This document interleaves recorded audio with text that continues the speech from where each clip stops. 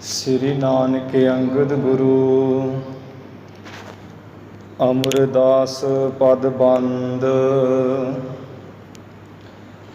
ਰਾਮਦਾਸ ਅਰਜਨ ਗੁਰੂ ਹਰ ਸ੍ਰੀ ਹਰਗੋਬਿੰਦ।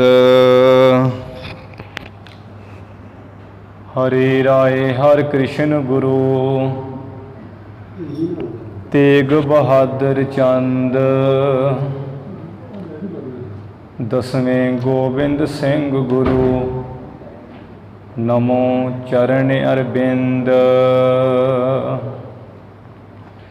ਜਿਸ ਮਹਿ ਅੰਮ੍ਰਿਤ ਗਿਆਨ ਹੈ ਮਾਣਿਕ ਭਗਤ ਵੈਰਾਗ। ਗੁਰੂ ਗ੍ਰੰਥ ਸਾਹਿਬ ਉਦਦ ਬੰਦੋ ਕਰ ਅਨੁਰਾਗ। ਸ੍ਰੀ ਗੁਰ ਸ਼ਬਦ ਕਮਾਏ ਜਿਨ ਜੀਤੇ ਪੰਚ ਬਿਕਾਰ। ਤਿਨ ਸੰਤਨ ਕੋ ਬੰਦਨਾ ਸਿਰ ਚਰਨਨ ਪਰ ਧਾਰ। ਏਕ ਓੰਕਾਰਾ ਸਤਿਗੁਰੂ ਤਿਹ ਪ੍ਰਸਾਦ ਸਚ ਹੋਏ। ਵਾਹਿਗੁਰੂ ਜੀ ਕੀ ਫਤਿਹ। ਵਿਘਨ ਵਿਨਾਸ਼ਨ ਸੋਏ। ਵਾਹਿਗੁਰੂ ਜੀ ਕੀ ਫਤਿਹ। ਵਿਘਨ ਵਿਨਾਸ਼ਨ ਸੋਏ। ਸਤਿਨਾਮ ਸ੍ਰੀ ਵਾਹਿਗੁਰੂ ਸਾਹਿਬ ਜੀ। ਦੋਹਰਾ ਪੂਰਨ ਦੇਖਿਓ ਆਤਮਾ। ਦ્વੈਤ ਹੈ ਸਰਬ ਨਿਵਾਰ। ਭਏ ਸ਼ਾਂਤ ਮਨ ਸੰਤ ਜੋ। ਤਿਨ ਪਦ ਨਮੋ ਹਮਾਰ। ਪੂਰਨ ਦੇਖਿਓ ਆਤਮਾ। ਵਾਹਿਗੁਰੂ ਜੀ ਕਾ ਖਾਲਸਾ ਵਾਹਿਗੁਰੂ ਜੀ ਕੀ ਫਤਿਹ। ਧੰਨ ਧੰਨ ਸ੍ਰੀ ਗੁਰੂ ਨਾਨਕ ਦੇਵ ਸਾਹਿਬ ਜੀ ਮਹਾਰਾਜ। ਧੰਨ ਧੰਨ ਸ੍ਰੀ ਗੁਰੂ ਗੋਬਿੰਦ ਸਿੰਘ ਸਾਹਿਬ ਜੀ ਮਹਾਰਾਜ। ਧੰਨ ਧੰਨ ਸੱਚੇ ਪਾਤਸ਼ਾਹ ਪ੍ਰਤੱਖ ਹਰਿ ਸਤਿਗੁਰੂ ਸ੍ਰੀ ਗੁਰੂ ਗ੍ਰੰਥ ਸਾਹਿਬ ਜੀ ਮਹਾਰਾਜ। ਸਤਿਗੁਰੂ ਜੀ ਦੀ ਸਾਜੀ ਨਿਵਾਜੀ ਗੁਰੂ ਰੂਪ ਗੁਰੂ ਪਿਆਰੀ ਸਾਧ ਸੰਗਤ ਜੀਓ। ਆਪ ਜੀ ਵੱਡਿਆਂ ਭਾਗਾਂ ਵਾਲੇ ਕਰਮਾਂ ਵਾਲੇ ਹੋ ਜੋ ਗੁਰੂ ਕੀ ਸੰਗਤ ਨਿਤ ਨੇਮ ਨਾਲ ਹੀ ਕਰਕੇ ਲਾਹਾ ਪ੍ਰਾਪਤ ਕਰਦੇ ਹੋ। ਸੱਚੇ ਪਾਤਸ਼ਾਹ ਗੁਰੂ ਗ੍ਰੰਥ ਸਾਹਿਬ ਮਹਾਰਾਜ ਜੀ ਤਖਤਾਂ ਉੱਪਰ ਵਿਰਾਜਮਾਨ ਹੋ ਕੇ ਸੰਗਤਾਂ ਨੂੰ ਦਰਸ਼ਨ ਦੇ ਕੇ ਨਿਹਾਲ ਕਰਤਾਰਥ ਕਰਦੇ ਹਨ। ਬੇਅੰਤ ਗੁਰੂ ਕੀਆਂ ਸੰਗਤਾਂ ਸਮੇਂ ਸਮੇਂ ਨਾਲ ਆ ਕੇ ਸਤਿਗੁਰੂ ਜੀ ਦੇ ਦਰਸ਼ਨ ਕਰਦੇ ਹੈ। ਗੁਰਬਾਣੀ ਪੜ੍ਹ ਸੁਣ ਕੇ ਲਾਹਾ ਪ੍ਰਾਪਤ ਕਰਦੇ ਹੋ। ਸੋ ਜੋ ਨਿਤਨੇਮ ਨਾਲ ਹੀ ਸੰਧਿਆ ਦੇ ਸਮੇਂ ਤੋਂ ਬਾਅਦਾ ਧੰਨ ਧੰਨ ਗੁਰੂ ਨਾਨਕ ਸਾਹਿਬ ਜੀ ਦੀ ਆਪਾਂ ਕਥਾ ਪੜ੍ਹ ਸੁਣ ਰਹੇ ਹਾਂ। ਹੁਣ ਕਥਾ ਦਾ ਉਸ ਸਮਾਂ ਹੋਇਆ ਹੈ। ਜਿਵੇਂ ਸਤਿਗੁਰੂ ਜੀ ਦੇ ਪਿਤਾ ਕਲਿਆਣ ਚੰਦ ਜੀ ਨੇ ਅੱਸੂ ਦੇ ਮਹੀਨੇ ਆਉਣੇ ਕਰਕੇ ਆਪਣੇ ਬਜ਼ੁਰਗਾਂ ਪਿਤਰਾਂ ਦੇ ਨਿਮਿਤ ਸ਼ਰਾਧ ਕਰਾਉਣਾ ਸੀ। ਕਿਉਂਕਿ ਹਰ ਸਾਲ ਹੀ ਉਹ ਕਰਾਉਂਦੇ ਸਨ। ਤੇ ਉਹ ਸਾਰੀ ਸਮੱਗਰੀ ਜਿਹੜੀ ਇੱਕ ਦਾਸ ਨੂੰ ਭੇਜ ਕੇ ਮੰਗਵਾਈ ਹੈ, ਜੋ ਭੋਜਨ ਛਕਾਉਣਾ ਬ੍ਰਾਹਮਣਾਂ ਨੂੰ। ਬਹੁਤ ਤਗੜਾ ਹੀ ਭੋਜਨ ਤਿਆਰ ਕੀਤਾ, ਖੀਰ ਕੜਾਹ ਬਣਾਏ, ਸਾਰੇ ਬ੍ਰਾਹਮਣ ਸੱਦੇ ਹੈ। ਘਰ ਵਿੱਚ ਤੇ ਭੀੜ ਹੀ ਭੀੜ ਲੱਗੀ ਹੈ ਸਤਿਗੁਰੂ ਜੀ ਨੇ। ਬ੍ਰਾਹਮਣ ਹੀ ਬ੍ਰਾਹਮਣ ਹੋਏ। ਇੱਧਰੋਂ ਗੁਰੂ ਨਾਨਕ ਸਾਹਿਬ ਜੀ ਬਾਹਰ ਕਿਤੇ ਗਏ ਹੋਏ ਸਨ ਮੌਜ ਨਾਲ ਹੀ। ਜਦੋਂ ਆਉਂਦਿਆਂ ਦੇਖਿਆ ਇੱਧਰ ਤੇ ਬ੍ਰਾਹਮਣਾਂ ਨੇ ਉਹ ਜੋ ਰੀਤੀ ਹੈ ਜੱਗ ਸ਼ੁਰੂ ਕਰਨ ਦੀ, ਸਰਾਧ ਸ਼ੁਰੂ ਕਰਨ ਦੀ, 5 ਗਰਾਈਆਂ ਕੱਢ ਕੇ ਵੱਖਰੀਆਂ ਕਰਜ਼ੇ ਦਿੱਤੀਆਂ। ਫਿਰ ਲੈਣਾ ਦੀਆਂ ਲੈਣਾ ਲੱਗੀਆਂ ਛਕ ਰਹੀਆਂ। ਗੁਰੂ ਸਾਹਿਬ ਜੀ ਵੇਖ ਕੇ ਪਿਤਾ ਜੀ ਨੂੰ ਕਹਿਣ ਲੱਗੇ ਵੱਖਰਿਆਂ ਜਿਹੇ ਕਰਕੇ, ਪਿਤਾ ਜੀ ਆਹ ਕੀ ਹੈ? ਬਹੁਤ ਬ੍ਰਾਹਮਣ ਇਕੱਠੇ ਹੋਏ ਹੈ, ਬਹੁਤ ਲੰਗਰ ਖੀਰ ਕੜਾਹ ਚੱਲ ਰਿਹਾ ਹੈ। ਕਹਿਣ ਲੱਗੇ ਪੁੱਤਰ ਗੁਰੂ ਨਾਨਕ ਸਾਹਿਬ ਜੀ, ਇਹ ਆਪਾਂ ਹਰ ਸਾਲ ਹੀ ਆਪਣੇ ਬਜ਼ੁਰਗਾਂ ਦੇ ਨਿਮਿਤ ਕਰਦੇ ਹਾਂ। ਅੱਜ ਦੇ ਦਿਨ ਹਮੇਸ਼ਾ ਹੀ ਕਰਦੇ ਹਾਂ ਅਤੇ ਕਰਦੇ ਰਹਿਣਾ ਹੈ। ਇਸ ਕਰਕੇ ਅੱਜ ਪੁੱਤਰ ਜੀ ਉਹ ਸ਼ਰਾਧਾਂ ਦਾ ਦਿਨ ਹੈ। ਗੁਰੂ ਸਾਹਿਬ ਜੀ ਕਹਿਣ ਲੱਗੇ ਵੀ ਪਿਤਾ ਜੀ ਤੁਹਾਡੇ ਜਿਹੜੇ ਬਜ਼ੁਰਗ ਹੈ, ਭਾਵ ਸਾਡੇ ਬਜ਼ੁਰਗ ਹੈ, ਉਹ ਤਾਂ ਉਸ ਥਾਂ 'ਤੇ ਚਲੇ ਗਏ ਜਿੱਥੇ ਉਹਨਾਂ ਨੂੰ ਕੋਈ ਭੁੱਖ ਨਹੀਂ ਹੈ, ਪਿਆਸ ਨਹੀਂ ਹੈ, ਜਿੱਥੇ ਉਂਗਣਾ ਭੁੱਖ ਹੈ, ਥੋੜ੍ਹੀ ਮਾਤਰ ਹੀ ਭੁੱਖ ਨਹੀਂ ਹੈ, ਭਾਵ ਬੈਕੁੰਠ ਧਾਮ ਚਲੇ ਗਏ ਅਤੇ ਉਹ ਤੁਹਾਡੇ ਸ਼ਰਾਧ ਨਹੀਂ ਡੀਕਦੇ। ਇਹ ਤਾਂ ਸ਼ਰਾਧ ਸ਼ਰੂਦ ਉਹੀਓ ਕਰਾਉਣ ਜਿਨ੍ਹਾਂ ਦੇ ਪਿੱਤਰ ਬਜ਼ੁਰਗ ਭੋਜਨ ਆਦਿਕ ਮੰਗ ਰਹੇ ਹੈ, ਚਾਹੁੰਦੇ ਹੈ, ਵਿਚਾਰੇ ਰੁਲਦੇ ਫਿਰਦੇ ਹੈ। ਸਾਡੇ ਤੇ ਦਾਦਾ ਦਾਦੀ ਪੜਦਾਦੇ ਲੱਕੜ ਦਾਦੇ ਸਾਰੇ ਉਹ ਤੇ ਚਲੇ ਗਏ ਬੈਕੁੰਠ ਧਾਮ। ਇਸ ਕਰਕੇ ਜਿਹੜਾ ਹੁਣ ਆ ਭੋਜਨ ਤਿਆਰ ਕਰ ਲਿਆ ਇਹ ਸਾਰਿਆਂ ਨੂੰ ਛਕਾ ਦਿਓ ਅਤੇ ਬਾਅਦ ਵਿੱਚ ਅੱਜ ਤੋਂ ਇਹ ਰੀਤੀ ਨਹੀਂ ਕਰਨੀ ਹੈ, ਅਗਲੇ ਸਾਲ ਤੋਂ ਬਿਲਕੁਲ ਨਹੀਂ ਸ਼ਰਾਧ ਕਰਾਉਣੀ ਹੈ। ਪਿਤਾ ਜੀ ਕਹਿਣ ਲੱਗੇ ਵੀ ਪੁੱਤਰ ਗੁਰੂ ਨਾਨਕ ਸਾਹਿਬ ਜੀ, ਤੁਸੀਂ ਕਹਿੰਦੇ ਵੀ ਐਸੇ ਥਾਂ ਚਲੇ ਗਏ ਆ, ਬਿਨਾਂ ਦੇਖੇ ਕਿਵੇਂ ਯਕੀਨ ਹੋਵੇ? ਜੇ ਸਾਨੂੰ ਤੁਸੀਂ ਸਾਡੇ ਬਜ਼ੁਰਗ ਦਿਖਾ ਦਿਓ ਵੀ ਵਾਕਿਆ ਹੀ ਉਹ ਬਿਲਕੁਲ ਭੁੱਖੇ ਪਿਆਸੇ ਨਹੀਂ ਹੈ, ਫਿਰ ਤਾਂ ਮੰਨਾਂਗੇ, ਜੋ ਕਹੋਗੇ ਉਹੀ ਕਰਾਂਗੇ। ਪਹਿਲਾਂ ਆਪ ਜੀ ਦਿਖਾਓ। ਗੁਰੂ ਸਾਹਿਬ ਜੀ ਕਹਿਣ ਲੱਗੇ ਪਿਤਾ ਜੀ ਨੇਤਰ ਬੰਦ ਕਰੋ। ਦੋਵੇਂ ਨੇਤਰ ਬੰਦ ਕਰ ਲਏ। ਪਿਤਾ ਜੀ ਨੇ ਚੌਂਕੜਾ ਮਾਰ ਲਿਆ। ਉਸੇ ਵੇਲੇ ਜਿਹੜਾ ਸਰੀਰ ਸੂਖਮ ਹੈ ਉਹ ਪਹੁੰਚਾ ਦਿੱਤਾ ਬੈਕੁੰਠ ਸੱਚਖੰਡ ਹੀ। ਜਦੋਂ ਪਿਤਾ ਕਾਲੂ ਜੀ ਗਏ ਉੱਥੇ ਬੈਕੁੰਠ, ਜਿੰਨੇ ਅਗਲੇ ਪਾਸੇ ਬਜ਼ੁਰਗ ਸਨ ਉਹ ਵੇਖ ਕੇ ਵੀ ਕਲਿਆਣ ਚੰਦ ਆਇਆ ਹੈ, ਹੱਥ ਜੋੜ ਜੋੜ ਕੇ ਦੇਖ ਕੇ ਖੜੇ ਹੋ ਗਏ ਅਤੇ ਕਹਿਣ ਲੱਗੇ ਕਿ ਕਲਿਆਣ ਚੰਦ ਤੂੰ ਦੇ ਧੰਨ ਹੈ ਜੋ ਸਾਡੇ ਘਰ ਪੈਦਾ ਹੋਇਆ, ਤੇਰੇ ਘਰ ਗੁਰੂ ਨਾਨਕ ਸਾਹਿਬ ਪੈਦਾ ਹੋਏ, ਜਿਨ੍ਹਾਂ ਦੇ ਕਰਕੇ ਅਸੀਂ ਆਹ ਥਾਂ 'ਤੇ ਆ ਗਏ। ਸਾਡਾ ਉਧਾਰ ਹੋ ਗਿਆ, ਪਰਮੇਸ਼ਰ ਦੇ ਦਰਬਾਰ 'ਤੇ ਅੱਗੇ ਪਹੁੰਚ ਗਏ। ਇਹ ਕੁਝ ਵੇਖ ਕੇ ਪਿਤਾ ਕਾਲੂ ਜੀ ਕਹਿਣ ਲੱਗੇ ਵੀ ਤੁਸੀਂ ਆ ਕਦੋਂ ਦੇ ਥਾਂ 'ਤੇ ਆਏ ਹੋ, ਕਿੰਨਾ ਕੁ ਸਮਾਂ ਹੋ ਗਿਆ ਹੈ? ਕਹਿੰਦੇ ਕਲਿਆਣ ਚੰਦ ਜਦੋਂ ਦੇ ਸ੍ਰੀ ਗੁਰੂ ਨਾਨਕ ਦੇਵ ਜੀ ਪਰਮੇਸ਼ਰ ਰੂਪ ਤੇਰੇ ਘਰ ਅਵਤਾਰ ਧਾਰ ਕੇ ਆਏ ਹੈ, ਉਦੋਂ ਦੇ ਹੀ ਇੱਥੇ ਆ ਗਏ ਹਾਂ। ਅੱਜ ਸਾਨੂੰ 50 ਸਾਲ 53 ਸਾਲ ਹੋ ਚੱਲੇ ਇੱਥੇ ਆਇਆਂ ਨੂੰ। ਇਸ ਕਰਕੇ ਅਸੀਂ ਤਾਂ ਸੁੱਖ ਮਾਣ ਰਹੇ ਹਾਂ। ਇਹ ਕੁਝ ਵੇਖ ਕੇ ਪਿਤਾ ਕਲਿਆਣ ਚੰਦ ਜੀ ਦਾ ਹੀ ਮਨ ਜਿਹਾ ਚਾਹਿਆ ਵੀ ਇੱਥੇ ਹੀ ਰਵਾਂ, ਸੰਸਾਰ 'ਤੇ ਕੀ ਕਰਨਾ ਹੈ। ਇੱਧਰ ਗੁਰੂ ਨਾਨਕ ਸਾਹਿਬ ਜੀ ਨੇ ਹੱਥ ਤੋਂ ਫੜ ਕੇ ਹਿਲਾਇਆ ਚਲਾਇਆ ਵੀ ਪਿਤਾ ਜੀ ਨੇਤਰ ਖੋਲ੍ਹੋ ਹੁਣ। ਫਿਰ ਪੁੱਛਿਆ ਹਾਂ ਕੁਝ ਦੇਖਿਆ ਹੈ? ਕਹਿੰਦੇ ਹਾਂ ਪੁੱਤਰ ਜੀ ਸਭ ਕੁਝ ਦੇਖ ਲਿਆ ਹੈ ਅਤੇ ਮੈਂ ਵੀ ਚਾਹੁੰਦਾ ਵੀ ਉੱਥੇ ਚਲਿਆ ਜਾਵਾਂ। ਸਤਿਗੁਰੂ ਜੀ ਕਹਿਣ ਲੱਗੇ ਵੀ ਪਿਤਾ ਜੀ ਹੁਣ ਤੁਸੀਂ ਸਿਮਰਨ ਕਰੋ, ਆ ਜੋ ਭੋਜਨ ਬਣਾਇਆ ਸਭ ਨੂੰ ਛਕਵਾਓ।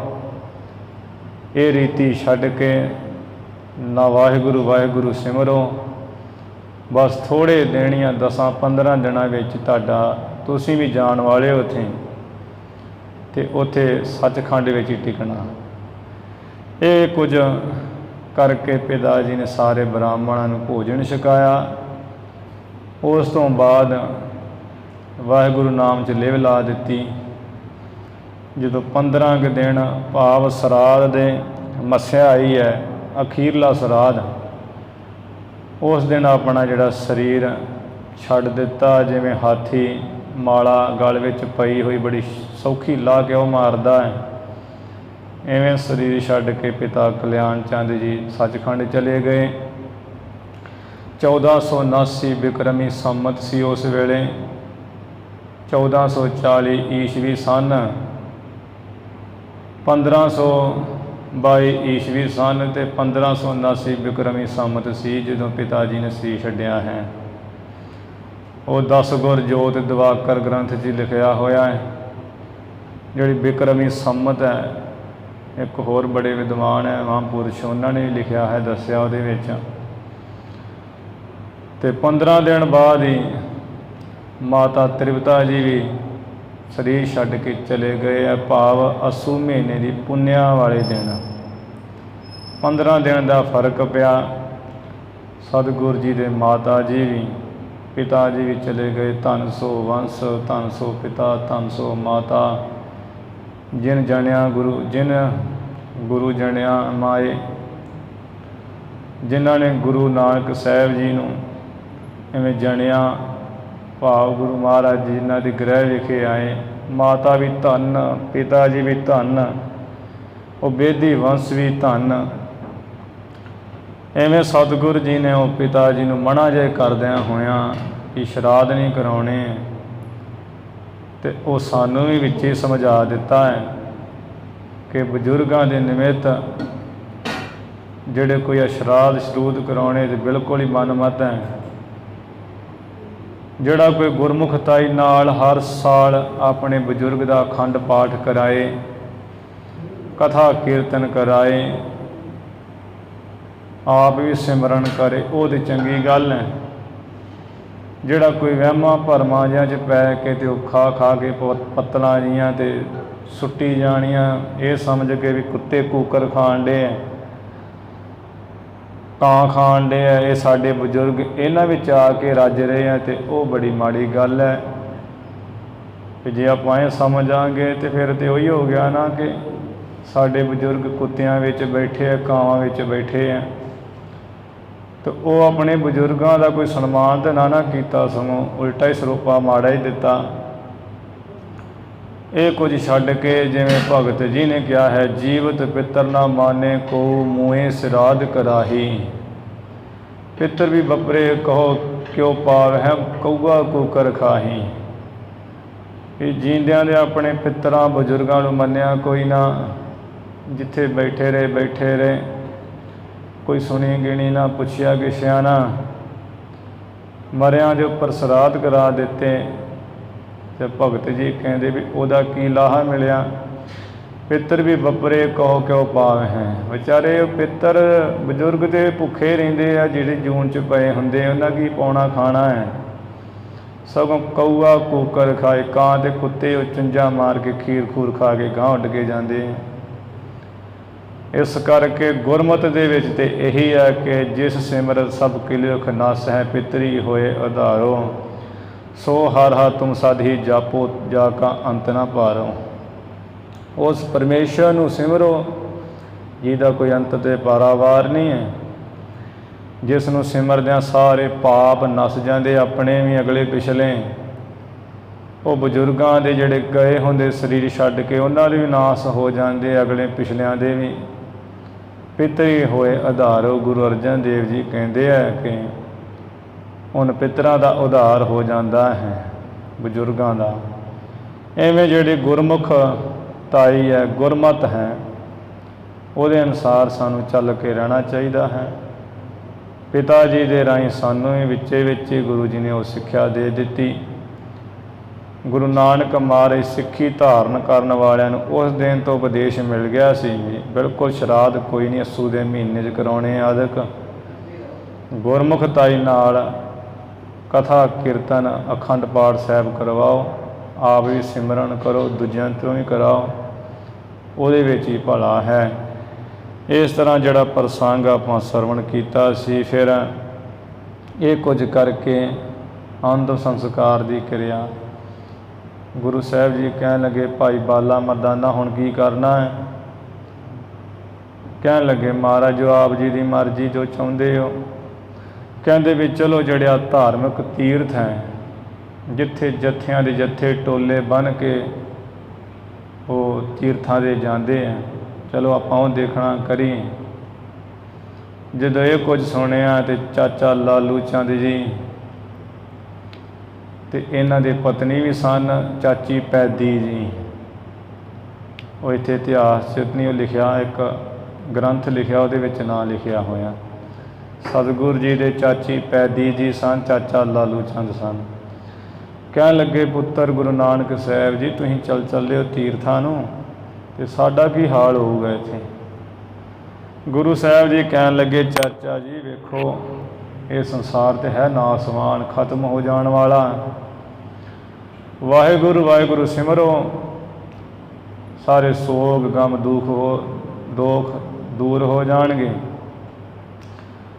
ਤੇ ਇੱਥੇ ਤੇ ਜੋ ਆਇਆ ਹੈ ਉਹਨੇ ਚਲੇ ਹੀ ਜਾਣਾ ਹੈ। ਇੱਕ ਆਪਣੇ ਆਤਮ ਸਰੂਪ ਨੂੰ ਸਤ ਜਾਣੋ, ਬਾਕੀ ਸਰੀਰ ਤੇ ਕੀ ਹੈ, ਤੇ ਜੋ ਪੈਦਾ ਜੋ ਪੁਜਿਓ ਸੋ ਬਿਨਸ ਹੈ, ਪਰੋ ਆਜ ਕੇ ਕਾਲੇ ਖਤਮ ਹੋ ਜਾਣਾ ਹੈ। ਇਹ ਵਿਰਾਗਮਈ ਉਪਦੇਸ਼ ਕੀਤਾ। ਗੁਰੂ ਜੀ ਦੇ ਜਿਹੜੇ ਬਚਨ ਹੈ ਉਹ ਤੇ ਜੈਫਲ ਫਲ ਦੀ ਨਿਆਈ ਹੈ। ਇੱਕ ਫਲ ਹੈ ਜੈਫਲ, ਬੜਾ ਗਰਮ, ਜੇ ਕਿਸੇ ਨੂੰ ਸੰਨ ਸੁੰਨ ਜੀ ਚੜ੍ਹ ਜਾਏ, ਨਮੂਨੀਆ ਹੋ ਜਾਏ, ਉਹ ਗਰਮ ਫਲ ਖਾਧਾ ਜਾਏ ਤੇ ਨਮੂਨੀਆ ਦੂਰ ਹੋ ਜਾਂਦਾ ਹੈ। ਇਸੇ ਤਰ੍ਹਾਂ ਜਿਹੜੀ ਮੋਹ ਰੂਪੀ ਸੰਨ ਹੈ, ਇਹ ਜਿਹਨੂੰ ਚੜੀ ਹੋਵੇ ਉਹ ਵੀ ਬੇਹੋਸ਼ ਹੀ ਹੋਇਆ ਰਹਿੰਦਾ ਹੈ। ਮੋਹ ਵਾਲਾ ਕਿੱਥੇ ਹੈ ਪਰਮਾਤਮਾ, ਕਿੱਥੇ ਹੈ ਰੱਬ, ਉਹਨੂੰ ਨਹੀਂ ਨਜ਼ਰੀ ਆਉਂਦਾ। ਉਹਦੇ ਵਿਚਾਰਾ ਘਰ ਦੀ ਚਾਰ ਦੀਵਾਰੀ ਕੰਧਾਂ ਵਿੱਚ ਹੀ ਵੇਖੀ ਜਾਂਦਾ ਸਾਰਾ ਦਿਨ, ਦਰਵਾਜ਼ਿਆਂ ਨੂੰ, ਛੱਤਾਂ ਨੂੰ, ਕੰਧਾਂ ਨੂੰ, ਪਰਿਵਾਰ ਨੂੰ ਚਾਹੇ ਨਾ ਚਾਹੇ, ਪਰਿਵਾਰ ਨੂੰ ਧੱਕੇ ਦੇਵੇ ਨਾ ਦੇਵੇ, ਜਾਂ ਰੱਖੇ ਨਾ ਰੱਖੇ, ਪਰ ਉਹ ਮੋਹ ਦੀ ਜਿਹਨੂੰ ਸੰਨ ਚੜ੍ਹੀ ਹੈ ਵਿਚਾਰਾ ਬੇਹੋਸ਼ ਹੋਇਆ ਰਹਿੰਦਾ। ਚਾਚਾ ਜੀ ਨੂੰ ਜਿਹੜੀ ਮੋਹ ਦੀ ਸੰਨ ਜੀ ਚੜ੍ਹੀ ਸੀ, ਬੇਹੋਸ਼ੀ ਦੀ ਬਿਮਾਰੀ, ਗੁਰੂ ਦੇ ਬਚਨ ਜੈਫਲਾਂ ਨੇ ਉਹ ਨਾਸ਼ ਕਰ ਦਿੱਤੀ। ਇਹ ਕੁਝ ਕਹਿ ਕੇ ਸਤਿਗੁਰੂ ਜੀ ਜਿਹੜੇ ਉਹ ਚੱਲਣਾ ਕੀਤਾ ਤੀਰਥਾਂ ਉੱਪਰ। ਜਿਵੇਂ ਸਭ ਤੋਂ ਪਹਿਲਾਂ ਜੋ ਕੁਰੂਸ਼ੇਤਰ ਹੈ, ਅੰਬਾਲੇ ਤੋਂ ਅਗਲੇ ਪਾਸੇ, ਜਿੱਥੇ ਮਹਾਭਾਰਤ ਦਾ ਯੁੱਧ ਹੋਇਆ ਸੀ ਦੁਆਪਰ ਦੇ ਵਿੱਚ, ਇੱਥੇ ਸਤਿਗੁਰੂ ਜੀ ਜਿਵੇਂ ਗਏ ਹੈ, ਜੋ ਸਨਾਤਨ ਮਤ ਦਾ ਮਹਾਨ ਤੀਰਥ ਹੈ, ਜਿਵੇਂ ਇੱਥੇ ਜਾ ਕੇ ਸਿੱਖਿਆ ਦਿੱਤੀ ਹੈ ਉਹ ਸੰਨਿਆਸੀਆਂ ਨੂੰ, ਨਾਨੂ ਪੰਡਿਤ ਵਰਗਿਆਂ ਨੂੰ, ਉਹ ਪ੍ਰਸੰਗ ਅੱਜ ਵਿਸਥਾਰ ਨਾਲ ਆ ਰਹੇ। ਜਿਵੇਂ ਵੀ ਕਥਾ ਵਿਚਾਰ ਆਉਂਦੀ ਆਪਾਂ ਸਰਵਣ ਕਰੀਏ।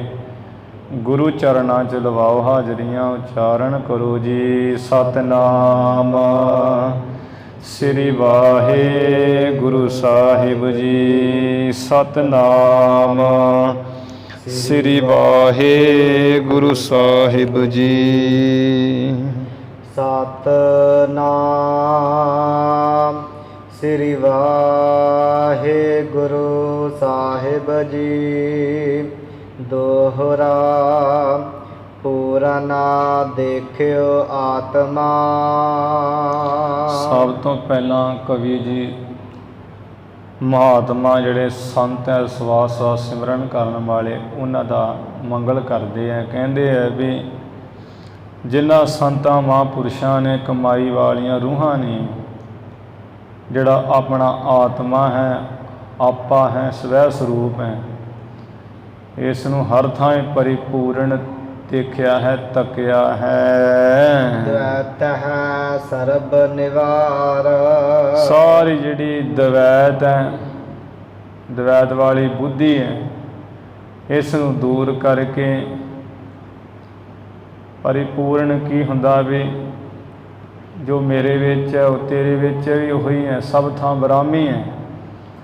ਦਵੈਤ ਬੁੱਧੀ ਕੀ ਹੈ ਵੀ ਇਹ ਤੂੰ ਹੈ, ਆ ਮੈਂ ਹਾਂ, ਤੂੰ ਹੋਰ ਹੈ, ਮੈਂ ਹੋਰ ਹਾਂ, ਤੂੰ ਛੋਟਾ ਹੈ, ਮੈਂ ਵੱਡਾ ਹਾਂ। ਤੂੰ ਕੰਗਾਲ ਹੈ, ਮੈਂ ਅਮੀਰ ਹਾਂ, ਇਹ ਦਵੈਤ ਬੁੱਧੀ ਹੈ। ਭਾਵ ਜਿੱਥੇ ਮਾਇਆ ਨਾਲ ਪ੍ਰੇਮ ਹੈ, ਪਰਮੇਸ਼ਰ ਵੱਲੋਂ ਬੁੱਧੀ ਮੁੜੀ ਹੋਈ ਹੈ, ਦਵੈਤ ਹੈ। ਜਿੱਥੇ ਦੂਸਰਾ ਭਾਅ ਹੈ, ਦੋ ਹੈ, ਉੱਥੇ ਦਵੈਤ ਹੈ। ਜਿੱਥੇ ਇੱਕ ਹੈ ਉੱਥੇ ਤੇ ਗੱਲਾਂ ਸਾਰੀਆਂ ਖਤਮ ਹੋ ਜਾਂਦੀਆਂ। ਇਸ ਕਰਕੇ ਜਿਨ੍ਹਾਂ ਸੰਤਾਂ ਨੇ ਆਪਣੇ ਆਤਮਾ ਆਪੇ ਨੂੰ ਪਰਿਪੂਰਨ ਦੇਖਿਆ ਹੈ ਤੇ ਸਾਰੀ ਦਵੈਤ ਦੂਈ ਬੁੱਧੀ ਜਿਹੜੀ ਹੈ ਨਿਵਾਰ ਦੂਰ ਕਰਕੇ ਭਏ ਸ਼ਾਂਤ ਮਨ ਸੰਤ ਜੇ। ਜਿਹੜੇ ਸੰਤ ਹੈ ਉਹ ਐਵੇਂ ਮਨ ਕਰਕੇ ਸ਼ਾਂਤ ਹੋ ਗਏ ਹੈ, ਦਵੈਤ ਬੁੱਧੀ ਨੂੰ ਨਾਸ ਕਰਕੇ ਤੇ ਆਤਮਾ ਨੂੰ ਪਰਿਪੂਰਨ ਜਾਣ ਕੇ। ਤਿਨ ਪਦ ਨਮੋ ਹਮਾਰ। ਐਸੇ ਕਮਾਈ ਵਾਲੇ ਸੰਤਾਂ ਦੇ ਚਰਨਾਂ ਉੱਪਰ ਭਾਈ ਸੰਤੋਖ ਸਿੰਘ ਜੀ ਕਹਿੰਦੇ ਮੇਰੀ ਨਮਸਕਾਰ ਹੈ, ਮੈਂ ਮੱਥਾ ਟੇਕਦਾ ਹਾਂ। ਸ੍ਰੀ ਬਾਲਾ ਸੰਦਰਵਾਚ ਚੌਪਈ ਹਿਤ ਤੀਰਥ ਕੇ ਕੀਨ ਉਦਾਸੀ। ਇਸ ਤਰ੍ਹਾਂ ਭਾਈ ਬਾਲਾ ਜੀ ਕਹਿੰਦੇ ਆ ਮਹਾਰਾਜ ਤੀਰਥਾਂ ਦਾ ਹਿੱਤ ਜਿਹਾ ਕਰਕੇ, ਤੀਰਥਾਂ ਨੂੰ ਦੇਖਣ ਵਾਸਤੇ ਪ੍ਰੇਮ ਜਿਹਾ ਕਰਕੇ ਗੁਰੂ ਸਾਹਿਬ ਜੀ ਨੇ ਉਪਰਾਮਤਾ ਧਾਰਨ ਕੀਤੀ ਹੈ। ਫਿਰ ਘਰ ਵੱਲੋਂ ਉਪਰਾਮ ਹੋ ਗਏ ਹੈ। ਕਰਨ ਨਿਹਾਲ ਨਰਨ ਸੁਖ ਰਾਸੀ। ਜਿਹੜੇ ਆ ਸੁੱਖਾਂ ਦੀ ਰਾਸ ਗੁਰੂ ਨਾਨਕ ਸਾਹਿਬ ਜੀ ਸਾਰੇ ਪੁਰਸ਼ਾਂ ਨੂੰ ਨਿਹਾਲ ਕਰਨ ਲਈ ਪ੍ਰਥਮੈ ਕੁਰ ਖੇਤਰ ਮਹਿ ਆਏ। ਸਭ ਤੋਂ ਪਹਿਲਾਂ ਜੋ ਕੁਰੂਸ਼ੇਤਰ ਹੈ ਆ ਹਰਿਆਣੇ ਦੇ ਵਿੱਚ ਅੱਜ ਕੱਲ੍ਹ ਅੰਬਾਲੇ ਤੋਂ ਅਗਲੇ ਪਾਸੇ ਜਿੱਥੇ ਮਹਾਭਾਰਤ ਦਾ ਯੁੱਧ ਹੋਇਆ ਸੀ ਦੁਆਪਰ ਵਿੱਚ, ਇਸ ਤੀਰਥ ਵਿੱਚ ਆਏ ਹੈ। ਐਸੇ ਏਕ ਥਾਨ ਮਨ ਭਾਏ। ਇੱਕ ਮਨ ਭਾਉਂਦਾ ਚੰਗਾ ਜਿਹਾ ਲੱਗਦਾ ਜਿਹੜਾ ਮਨ ਨੂੰ ਥਾਂ ਹੈ, ਉਹ ਥਾਂ ਵੇਖ ਕੇ ਗੁਰੂ ਸਾਹਿਬ ਜੀ ਜਿੱਥੇ ਅੱਜ ਕੱਲ੍ਹ ਸਿੱਧ ਬਟੀ ਨਾਮ ਦਾ ਗੁਰਦੁਆਰਾ ਸਾਹਿਬ ਬਣਿਆ ਹੋਇਆ ਉੱਥੇ ਜਾ ਬੈਠੇ ਮਹਾਰਾਜ। ਸੂਰਜ ਪਰਬ ਹੁਤੋ ਤਿਹ ਕਾਲਾ। ਜਿਸ ਸਮੇਂ ਗੁਰੂ ਗਏ ਹੋਏ ਸੀ ਕੁਰੂਸ਼ੇਤਰ ਵਿੱਚ, ਉਸ ਵੇਲੇ ਸੂਰਜ ਨੂੰ ਗ੍ਰਹਿਣ ਲੱਗਾ ਹੋਇਆ ਸੀ। ਸੂਰਜ ਗ੍ਰਹਿਣ ਦਾ ਪੁਰਬ ਸੀ ਉਸ ਸਮੇਂ। ਮੇਲਾ ਇਕੱਠੋ ਭਇਓ ਵਿਸਾਲਾ। ਜਿੱਥੇ ਸੂਰਜ ਗ੍ਰਹਿਣ ਦੇ ਪੁਰਬ ਨੂੰ ਦੇਖਣ ਵਾਸਤੇ ਬਹੁਤ ਲੋਕਾਂ ਦਾ ਜਿਹੜਾ ਮੇਲਾ ਕਹੀਏ ਇਕੱਠਾ ਹੋਇਆ ਸੀ। ਦਵਿਜ ਆਦਿਕ ਜੇ ਚਾरों ਵਰਨੇ।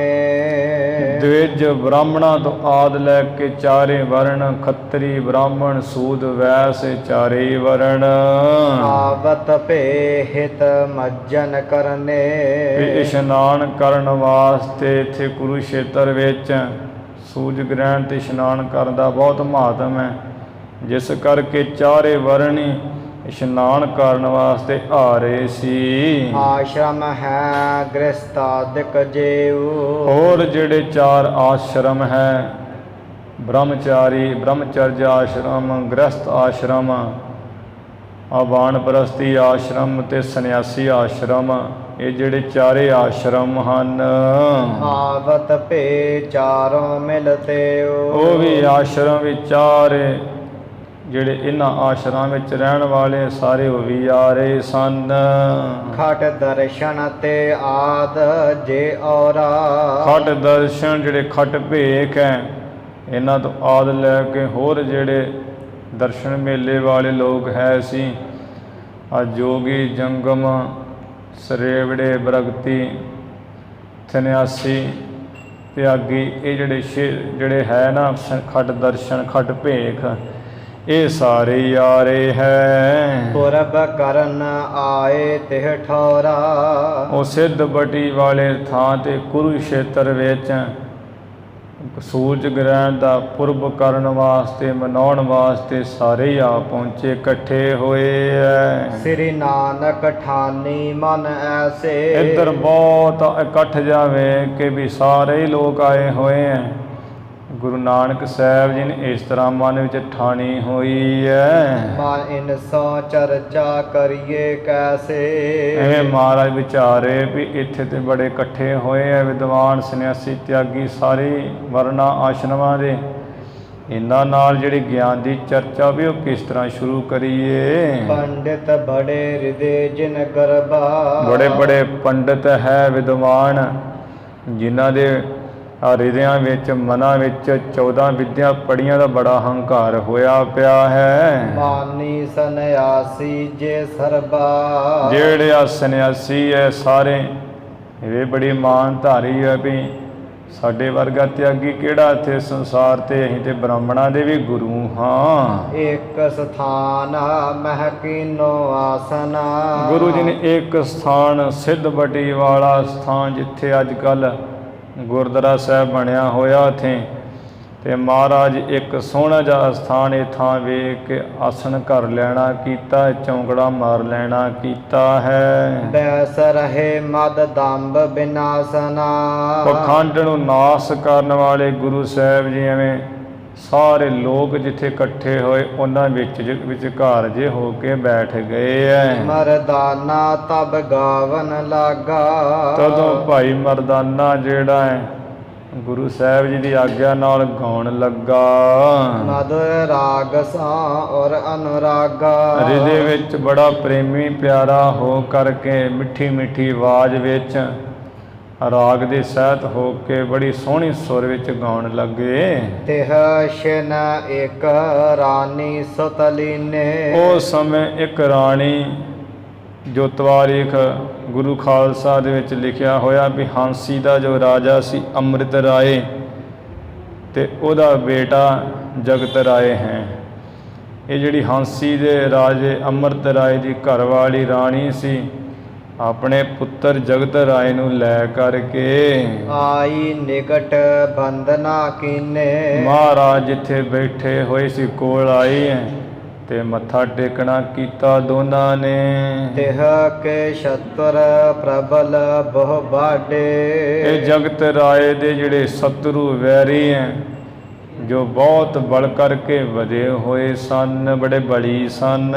ਦੇਸ਼ ਕੋਸ ਸੇ ਪੁਰ ਤੇ ਕਾਢੇ। ਉਹਨਾਂ ਸ਼ਤਰੂਆਂ ਨੇ ਇਹ ਜਗਤ ਰਾਏ ਨੂੰ ਤੇ ਉਹਦੀ ਅੰਮ੍ਰਿਤ ਰਾਏ ਰਾਜੇ ਦੀ ਘਰਵਾਲੀ ਨੂੰ ਦੇਸ਼ ਇਲਾਕੇ ਵੀ ਖੋਹ ਲਿਆ ਸੀ, ਉਹ ਇਲਾਕਾ ਵੀ ਆਪਣੇ ਕਬਜ਼ੇ 'ਚ ਕਰ ਲਿਆ ਸੀ, ਤੇ ਹਾਂਸੀਪੁਰੀ ਹੈ ਜਿਹੜੀ ਉੱਥੋਂ ਵੀ ਕੱਢ ਦਿੱਤਾ ਸੀ ਮਾਰ ਘਾੜ ਕੇ। ਭਾਈ ਦੀਨ ਅਪੇਖ ਸੰਤ ਕਿਰਪਾਲਾ। ਬੜੀ ਦੀਨ ਨਿਮਾਣੇ ਜੇ ਹੋਏ ਦੋਵੇਂ ਜਾਣੇ ਮਾਂ ਪੋਤੀ, ਤੇ ਸਤਿਗੁਰੂ ਪੀਏ ਗੁਰੂ ਨਾਨਕ ਸਾਹਿਬ ਬੜੇ ਸੰਤ ਕਿਰਪਾਲੂ ਦਿਆਲੂ ਹੈ। ਇਸ ਤਰ੍ਹਾਂ ਵੇਖ ਕੇ ਆਨ ਬੇਨਤੀ ਕੀਨ ਵਿਸਾਲਾ। ਪਾਸ ਜੇ ਆ ਕੇ ਬਹੁਤੀਆਂ ਬੇਨਤੀਆਂ ਕੀਤੀਆਂ ਵੀ ਐ ਸੰਤ ਜੀ। ਤਿਹ ਭੂਪਤ ਸੁਤ ਮ੍ਰਿਗ ਕੁਮਾਰੀ। ਰਾਣੀ ਤੇ ਉਹਦਾ ਪੁੱਤਰ ਜਗਤ ਰਾਜ ਦੋਵੇਂ ਕਹਿਣ ਲੱਗੇ ਐ ਰਾਜਾ ਜੀ, ਕਹਿਣ ਲੱਗੇ ਐ ਸਤਿਗੁਰੂ ਮਹਾਰਾਜ ਸੰਤ ਜੀ ਜਿਹੜਾ ਹੈ ਤੇ ਭੂਪਤ ਸੁਤ ਮ੍ਰਿਗ ਕੁਮਾਰੀ, ਇਹ ਜਿਹੜਾ ਰਾਜ ਦਾ ਪੁੱਤਰ ਸੀ ਨਾ ਜਗਤ ਰਾਏ, ਇਸ ਨੇ ਰਾਜ ਵਿੱਚ ਆ ਰਿਹਾ ਸੀ, ਸ਼ਿਕਾਰ ਕਰਦਾ ਕਰਦਾ ਇੱਕ ਹਿਰਨ ਜਿਹਾ ਮਾਰਿਆ ਸੀ ਇਸ ਨੇ। ਧਰੀ ਭੇਟ ਤੈਨ ਗੁਰੂ ਅਗਾਰੀ। ਉਹ ਜਿਹੜਾ ਕੋਲ ਮਾਰਿਆ ਹੋਇਆ ਸ਼ਿਕਾਰ ਕੀਤਾ ਹਰਨ ਸੀ, ਵੀ ਸੰਤਾਂ ਮੰਤਾਂ ਅੱਗੇ ਖਾਲੀ ਹੱਥ ਨਹੀਂ ਜਾਈਦਾ, ਉਹ ਮਰੇ ਹੋਏ ਹਿਰਨ ਦੀ ਭੇਟ ਜੀ ਲਿਆ ਰੱਖੀ ਹੈ। ਕਹਿ ਸੋ ਰਿਪ ਨ ਦੀਨ ਨਿਕਾਰੇ। ਕਹਿ ਲੱਗਾ ਸੰਤ ਦਿਆਲੂ ਕਿਰਪਾਲੂ ਜੀ ਜਿਹੜਾ ਰਾਜਾ ਨਾ ਸਾਡਾ ਵੈਰੀ ਦੂਸਰਾ, ਉਹਨੇ ਸਾਨੂੰ ਕੱਢ ਦਿੱਤਾ ਹਾਂਸੀਪੁਰ ਸ਼ਹਿਰ ਵਿੱਚੋਂ। ਹਮ ਆਏ ਅਬ ਪਾਸ ਤੁਮਾਰੇ। ਹੁਣ ਅਸੀਂ ਬੜੇ ਐਵੇਂ ਕੰਗਾਲ ਜੇ ਹੋ ਕੇ ਤੁਹਾਡੇ ਪਾਸ ਆਏ ਹਾਂ। ਕਿਰਪਾ ਕਰਹੁ ਬਚ ਭਾਖੋ ਐਸੇ। ਕਿਰਪਾ ਕਰਕੇ ਦਿਆਲੂ ਕਿਰਪਾਲੂ ਸੰਤ ਜੀ ਐਸੇ ਬਚਨ ਕਹੋ ਆਪ। ਰਾਜ ਹਮੈ ਪ੍ਰਾਪਤ ਹੋਇ ਜੈਸੇ। ਜਿਸ ਕਰਕੇ ਸਾਡਾ ਗਿਆ ਹੋਇਆ ਖੁਸਿਆ ਹੋਇਆ ਰਾਜ ਸਾਨੂੰ ਫੇਰ ਪ੍ਰਾਪਤ ਹੋ ਜਾਏ। ਤੁਸੀਂ ਸੰਤੋ ਤੇ ਸਾਧ ਬਚਨ ਅਟਲਾਦਾ ਹੈ। ਸੁਨ ਤਿਹ ਸੋ ਕਹਿ ਗੁਰੂ ਕਿਰਪਾਲਾ। ਸੁਣ ਕਰਕੇ ਜਗਤ ਰਾਏ ਤੇ ਰਾਣੀ ਪਾਸੋਂ ਦਿਆਲੂ ਕਿਰਪਾਲੂ ਸਤਿਗੁਰੂ ਜੀ ਕਹਿਣ ਲੱਗੇ, ਬ੍ਰਹਮ ਭੋਜ ਤੁਮ ਕਰਹੁ ਵਿਸਾਲਾ। ਮਹਾਰਾਜ ਕਹਿੰਦੇ ਵੀ ਜੇ ਤੁਸਾਂ ਨੇ ਰਾਜ ਵਾਪਸ ਲੈਣਾ ਹੈ, ਆ ਜਿਹੜਾ ਬ੍ਰਹਮ ਭੋਜ ਇਹ ਤੁਸੀਂ ਬਹੁਤਿਆਂ ਵਿੱਚ ਕਰੋ, ਛਕਾਉਣਾ ਕਰੋ। ਬ੍ਰਹਮ ਕਹੀਏ ਜੋ ਪਰਮੇਸ਼ਰ ਵਾਹਿਗੁਰੂ ਹੈ, ਉਹਦੇ ਨਿਮਿਤ ਭੋਜਨ ਕਰੋ ਤੁਸੀਂ। ਪ੍ਰਾਪਤ ਹੈ ਰਾਜ ਬਹਾਰੀ। ਜੋ ਤੁਹਾਡਾ ਰਾਜ ਗਿਆ, ਚਲਾ ਗਿਆ ਹੈ, ਖੋਇਆ ਗਿਆ ਵੈਰੀਆਂ ਪਾਸੋਂ, ਤੁਹਾਨੂੰ ਉਹ ਫਿਰ ਰਾਜ ਪ੍ਰਾਪਤ ਹੋ ਜਾਏਗਾ। ਬ੍ਰਹਮ ਭੋਜ ਕਰੋ ਤੁਸੀਂ। ਸੋ ਬੋਲੇ ਤਬ ਦ્વੈ ਕਰ ਜੋਰੀ। ਉਹ ਫਿਰ ਰਾਣੀ ਤੇ ਜਗਤ ਰਾਏ ਰਾਜੇ ਦਾ ਪੁੱਤਰ ਹੱਥ ਜੋੜ ਕੇ ਦੋਵੇਂ ਬੋਲੇ ਐ, ਭੋਜਨ ਹਿਤ ਹਮ ਪਾਸ ਨਾ ਦਰਬਾਰ। ਕਹਿਣ ਲੱਗੇ ਮਹਾਰਾਜ ਵੀ ਭੋਜਨ ਕਿੱਥੋਂ ਤਿਆਰ ਕਰਾ ਦਈਏ, ਭੋਜਨ ਵਾਸਤੇ ਤੇ ਸਾਡੇ ਪਾਸ ਕੋਈ ਪੈਸਾ ਧੇਲਾ ਹੈ ਨਹੀਂ ਹੈ। ਹੁਣ ਕਰਤ ਯੁੱਧ ਤਹ ਖਰਚਿਓ ਸਰਬਾ। ਉਹ ਤੇ ਸੰਤ ਜੀ ਮਹਾਰਾਜ ਸੰਤ ਯੁੱਧ ਕਰਦਿਆਂ ਹੀ ਸਾਰਾ ਜਿਹੜਾ ਪੈਸਾ ਧੇਲਾ ਹੈ, ਜਿਹੜੀ ਹੈ ਰਸਤ ਬਸਤ ਹੈ, ਜਿੰਨਾ ਕੁਝ ਵੀ ਹੈ ਸਭ ਖਰਚ ਕਰ ਦਿੱਤਾ ਉੱਥੇ ਹੀ। ਅਬ ਹਮ ਹੋਏ ਰੰਕ ਸਮਾਨਾ। ਹੁਣ ਤੇ ਅਸੀਂ ਬਿਲਕੁਲ ਕੰਗਾਲਾਂ ਸਮਾਨ ਹੀ ਹੋਏ ਪਏ ਆ। ਮਹਾਰਾਜ ਕਾਣੀ ਕੌਡੀ ਵੀ ਨਹੀਂ ਹੈ ਸਾਡੇ ਕੋਲ। ਆਏ ਸ਼ਰਨੰ ਸੰਤ ਮਹਾਨਾ। ਆਪ ਜੀ ਨੂੰ ਮਹਾਨ ਵੱਡੇ ਸੰਤ ਜਾਣ ਕੇ ਤੁਹਾਡੀ ਸ਼ਰਨ ਵਿੱਚ ਆਏ ਹਾਂ। ਸ੍ਰੀ ਗੁਰ ਕਹਿ ਕਰਹੁ ਅਸਰੀਤੀ। ਗੁਰੂ ਸਾਹਿਬ ਜੀ ਕਹਿਣ ਲੱਗੇ ਵੀ ਠੀਕ ਹੈ, ਜੇ ਤੁਹਾਡੇ ਕੋਲ ਪੈਸਾ ਧੇਲਾ ਕੋਈ ਨਹੀਂ ਹੈ ਸਾ ਤੇ ਰਾਜ ਭਾਗ ਵਾਪਸ ਲੈਣਾ ਚਾਹੁੰਦੇ ਹੋ ਤਾਂ ਫਿਰ ਇਸ ਤਰ੍ਹਾਂ ਦੀ ਰੀਤੀ ਮਰਿਆਦਾ ਕਰੋ। ਕੋਰੋ ਮਟਕਾ ਆਨਸ ਪ੍ਰੀਤੀ। ਇੱਕ ਕੋਰਾ ਜਿਹਾ ਮਟਕਾ ਵੱਡਾ ਸਾਰਾ ਬੜੀ ਪ੍ਰੀਤੀ ਪ੍ਰੇਮ ਸਹਿਤ ਲੈ ਕੇ ਆਓ। ਇਸ ਮ੍ਰਿਗ ਕੋ ਸਭ ਮਾਸ ਸਵਾਰਹੁ। ਆ ਜਿਹੜਾ ਹਿਰਨ ਭੇਡ ਜਿਹਾ ਚੜਾਇਆ ਸਾਨੂੰ, ਇਹ ਮ੍ਰਿਗ ਦਾ ਸਾਰਾ ਮਾਸ ਜਿਹੜਾ ਸਵਾਰੋ ਤੁਸੀਂ।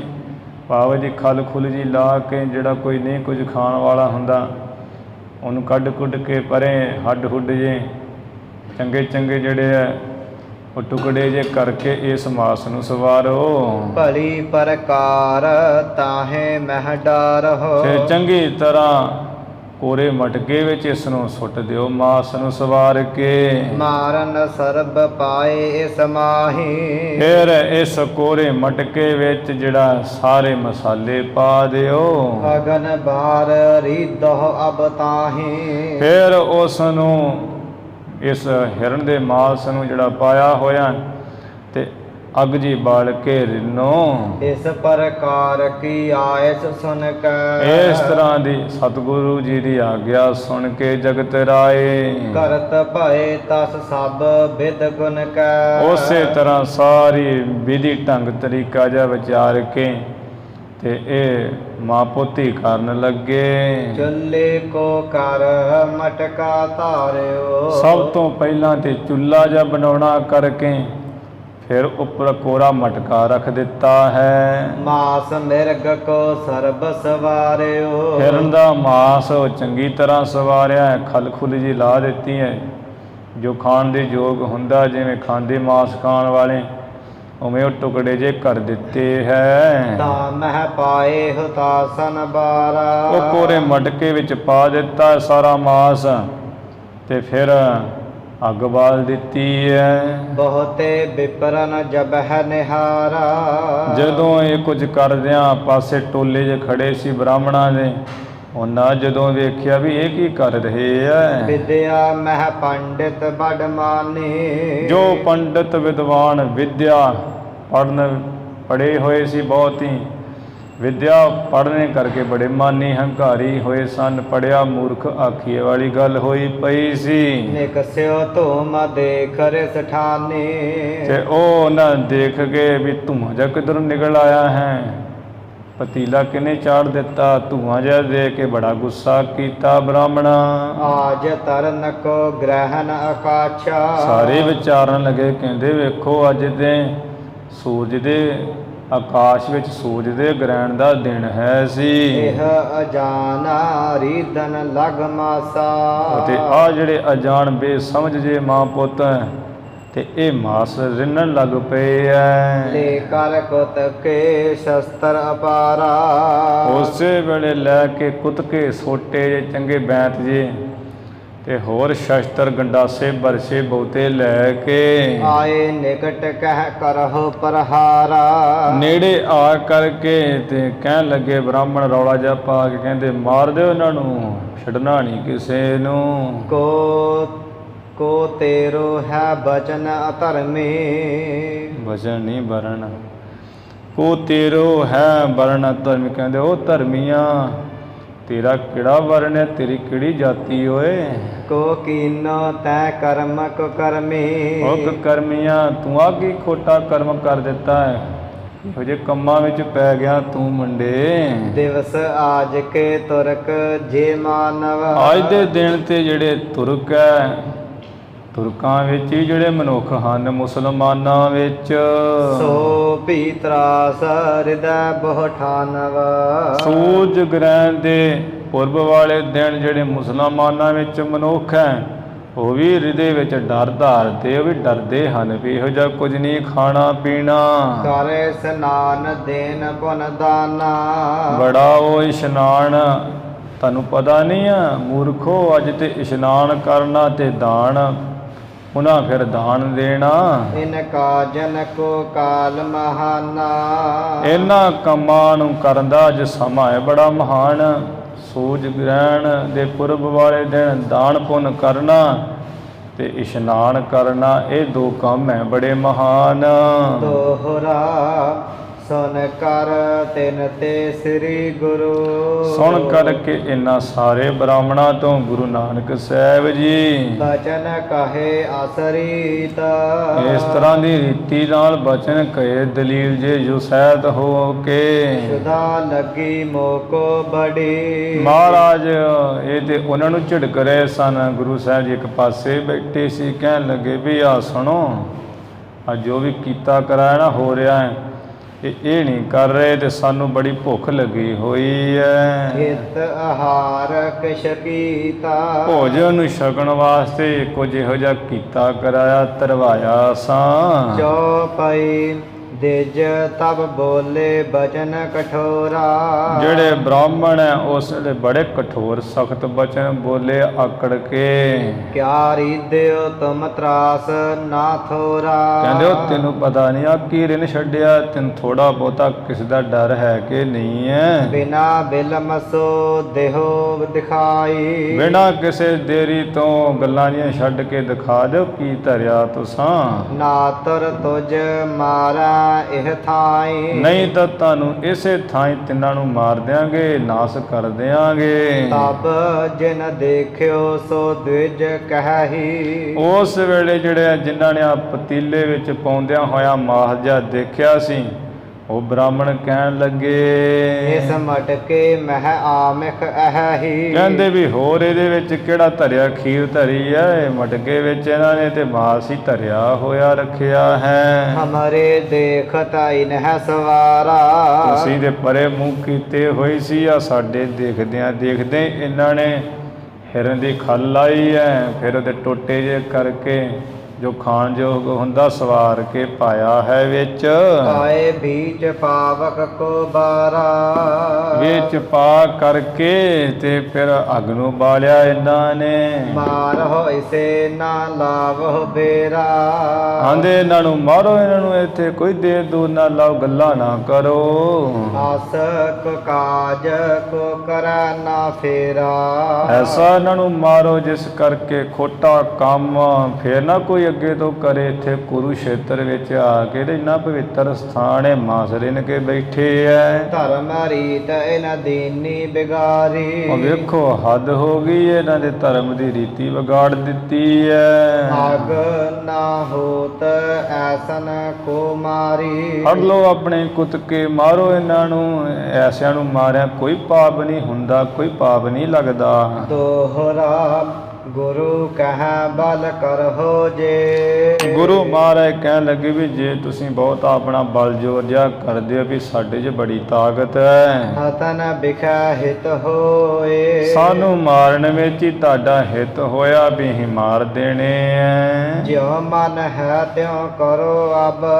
ਜਿਵੇਂ ਵੀ ਤੁਹਾਡਾ ਮਨ ਹੈ ਉਸੇ ਤਰ੍ਹਾਂ ਹੁਣ ਤੁਸੀਂ ਕਰ ਲਓ, ਜੇ ਮਾਰਨਾ ਤੇ ਮਾਰ ਦਿਓ। ਵਰਜਤ ਇਹਾ ਨਾ ਕੋਏ। ਇੱਥੇ ਤੇ ਤੁਹਾਡਾ ਹੀ ਜ਼ੋਰ ਹੈ, ਸਾਰੇ ਤੁਸੀਂ ਇਕੱਠੇ ਹੋਏ, ਕੋਈ ਨਹੀਂ ਤੁਹਾਨੂੰ ਰੋਕੇਗਾ ਵਰਜੇਗਾ। ਚੌਪਈ ਜੇ ਤੁਮ ਹਮ ਸੋ ਚਰਚਾ ਕਰਨੀ। ਬਾਕੀ ਤੁਸੀਂ ਵਿਦਵਾਨ ਹੋ, ਜੇ ਸਾਡੇ ਨਾਲ ਗਿਆਨ ਚਰਚਾ ਕਰਨੀ ਹੈ ਸੰਬੰਧ ਵਿੱਚ। ਧਰਮ ਧਰਮ ਰੀਤ ਜਿਉ ਬਰਨੀ। ਧਰਮ ਤੇ ਅਧਰਮ ਦੀ ਰੀਤੀ ਜਿਵੇਂ ਕਹੀ ਹੋਈ ਵੀ ਧਰਮ ਦੀ ਰੀਤੀ ਮਰਿਆਦਾ ਕੀ ਹੈ, ਧਰਮ ਦੀ ਰੀਤੀ ਮਰਿਆਦਾ ਕੀ ਹੈ, ਜਿਉਂ ਦੱਸੀ ਕਹੀ ਹੈ। ਤੋ ਪੰਡਤ ਸਭ ਮਿਲ ਸੰਨਿਆਸੀ। ਤਾਂ ਦੇ ਵੀ ਤੁਸੀਂ ਸਾਰੇ ਜਿਹੜੇ ਆ ਜਿੰਨੇ ਕੋਈ ਪੰਡਿਤ ਵਿਦਵਾਨ ਤੇ ਸੰਨਿਆਸੀ ਸਾਰੇ ਮਿਲ ਜੁਲ ਕੇ ਆਏ ਕਰਹੁ ਚਰਚਾ ਹਮ ਪਾਸੀ। ਸਾਡੇ ਪਾਸ ਆ ਕੇ ਦਿਓ ਗਿਆਨ ਚਰਚਾ ਕਰੋ ਧਰਮ ਦੀ ਰੀਤੀ ਤੇ ਅਧਰਮ ਦੀ ਰੀਤੀ ਦੇ ਸੰਬੰਧ ਵਿੱਚ। ਸੁਨੇ ਸਤੀਰਜ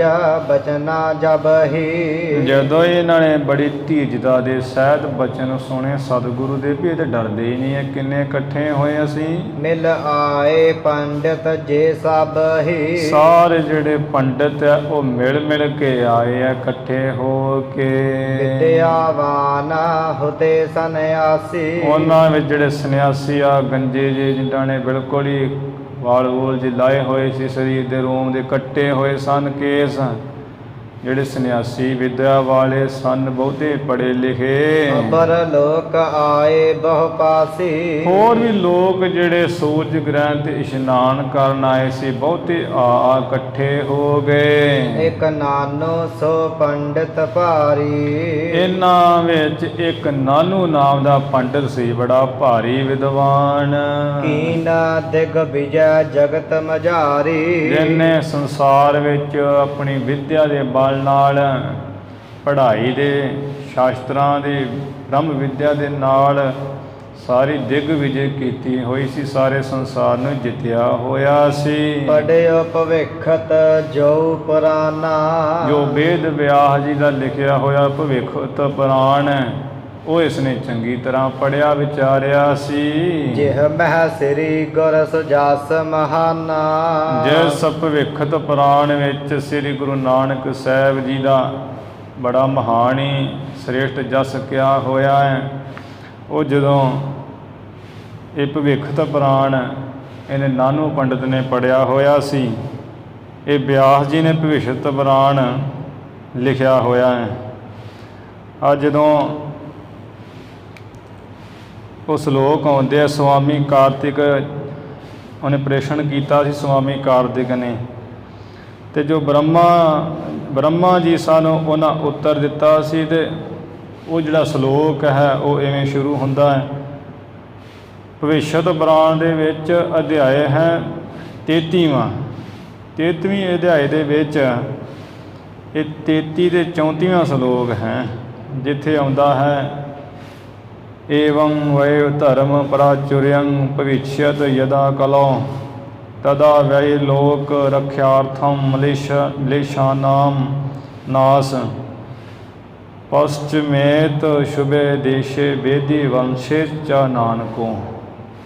ਉਹ ਸੰਸਕ੍ਰਿਤ ਵਿੱਚ ਲਿਖਿਆ ਹੋਇਆ ਵੀ ਪੱਛਮ ਦੇ ਇਲਾਕੇ ਵੱਲ ਵੇਦੀਆਂ ਦੀ ਵੰਸ਼ ਵਿੱਚ ਗੁਰੂ ਨਾਨਕ ਸਾਹਿਬ ਕਰਕੇ ਹੋਣਗੇ ਅਵਤਾਰ।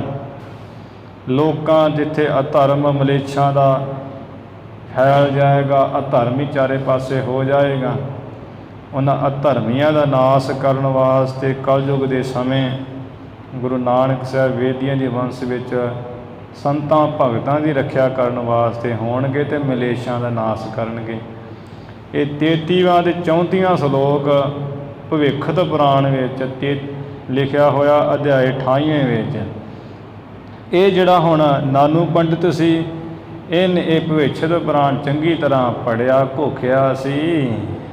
ਜਿਹ ਮੈਂ ਸ੍ਰੀ ਗੁਰ ਸਜਸ ਮਹਾਨਾ। ਜਿਸ ਭਵਿੱਖਤ ਪ੍ਰਾਣ ਵਿੱਚ ਗੁਰੂ ਨਾਨਕ ਸਾਹਿਬ ਦਾ ਸ੍ਰੇਸ਼ਟ ਜਸ ਮਹਾਨ ਲਿਖਿਆ ਸੀ। ਆਪਨ ਆਪ ਕੋ ਸੋ ਲਖ ਪਾਵਾ। ਹੁਣ ਇਹਨੇ ਜਿੱਤ ਬੜੀ ਕੀਤੀ ਹੋਈ ਸੀ ਸਾਰੇ ਸੰਸਾਰ ਵਿੱਚ, ਜਿਸ ਕਰਕੇ ਨਾਨੂ ਪੰਡਿਤ ਆਪਣੇ ਆਪ ਨੂੰ ਜਾਣਨ ਲੱਗਾ ਵੀ ਮੈਂ ਹਾਂ ਗੁਰੂ ਨਾਨਕ। ਨਾਮ ਸੋ ਨਾਨਕ ਚੰਦ ਤਰਾਵਾ। ਜਿਸ ਕਰਕੇ ਇਹਨੇ ਲੋਕਾਂ ਨੂੰ ਵਿਦਿਆ ਦੇ ਬਲ ਨਾਲ ਜਿੱਤ ਕੇ ਬਹੁਤਾ ਹੀ ਹੰਕਾਰਿਆ ਜਾ ਹੋਇਆ ਪਿਆ ਸੀ, ਤੇ ਆਪਣਾ ਨਾਮ ਜਿਹੜਾ ਨਾਨਕ ਚੰਦ ਨੇ ਰਖਾ ਲਿਆ ਵੀ ਮੈਂ ਹਾਂ ਨਾਨਕ ਚੰਦ ਕਲਯੁਗ ਦਾ ਅਵਤਾਰ। ਸ੍ਰੀ ਨਾਨਕ ਕਲ ਹੈ ਅਵਤਾਰਾ। ਵਿਚਾਰਦਾ ਹੈ ਵੀ ਸ੍ਰੀ ਗੁਰੂ ਨਾਨਕ ਸਾਹਿਬ ਜੋ ਕਲਯੁਗ ਦੇ ਵਿੱਚ ਅਵਤਾਰ ਹੋਏ ਹੈ ਪਰਮੇਸ਼ਰ ਦੇ।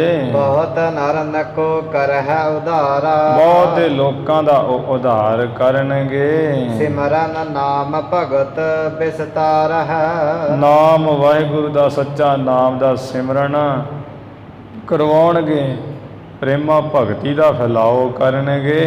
ਦੰਭ ਕੁਕਰਮ ਸਰਬ ਨਿਰਵਾਰ ਹੈ। ਪਖੰਡ ਨੂੰ ਤੇ ਖੋਟੇ ਕਰਮ ਸਾਰਿਆਂ ਨੂੰ ਦੂਰ ਕਰਨਗੇ। ਆਸ ਮਨ ਜਾਨ ਨਾਮ ਨਿਜ ਧਰ ਕੈ। ਐਸਾ ਮਨ ਵਿੱਚ ਜਾਣ ਕੇ ਉਹ ਪੜ ਪੁੜ ਕੇ ਚੰਗੀ ਤਰ੍ਹਾਂ ਤੇ ਆਪਣਾ ਜਿਹੜਾ ਨਾਮ ਨਾਨਕ ਚੰਦ ਰੱਖ ਕੇ ਸੋ ਜਸ ਬਿਥਾਰਤ ਬਚਨ ਉਚਰ ਕੇ। ਬਚਨ ਜੇ ਕਹਿ ਕਰਕੇ ਜਿੱਥੇ ਵੀ ਜਾਂਦਾ ਉੱਥੇ ਭਵਿੱਖਤ ਪ੍ਰਾਣ ਦਾ ਸ਼ਲੋਕ ਜਿਹਾ ਪੜ੍ਹ ਦਿੰਦਾ, ਕਹਿੰਦਾ ਵੇਖੋ ਮੇਰੇ ਬਾਰੇ ਲਿਖਿਆ ਹੋਇਆ ਹੈ, ਮੈਂ ਹਾਂ ਨਾਨਕ ਚੰਦ ਤੁਹਾਡਾ ਉਧਾਰ ਕਰਨ ਆਇਆ, ਤੇ ਸ੍ਰੇਸ਼ਟ ਜਸ ਫਲਾਉਂਦਾ ਆਪਣਾ। ਸੋ ਭੀ ਆਏ ਗਇਓ ਤਿਹ ਕਾਲਾ। ਉਸ ਸਮੇਂ ਨਾਨੂ ਪੰਡਿਤ ਵੀ ਆ ਗਿਆ ਉੱਥੇ ਜਿੱਥੇ ਗੁਰੂ ਸਾਹਿਬ ਸਨ।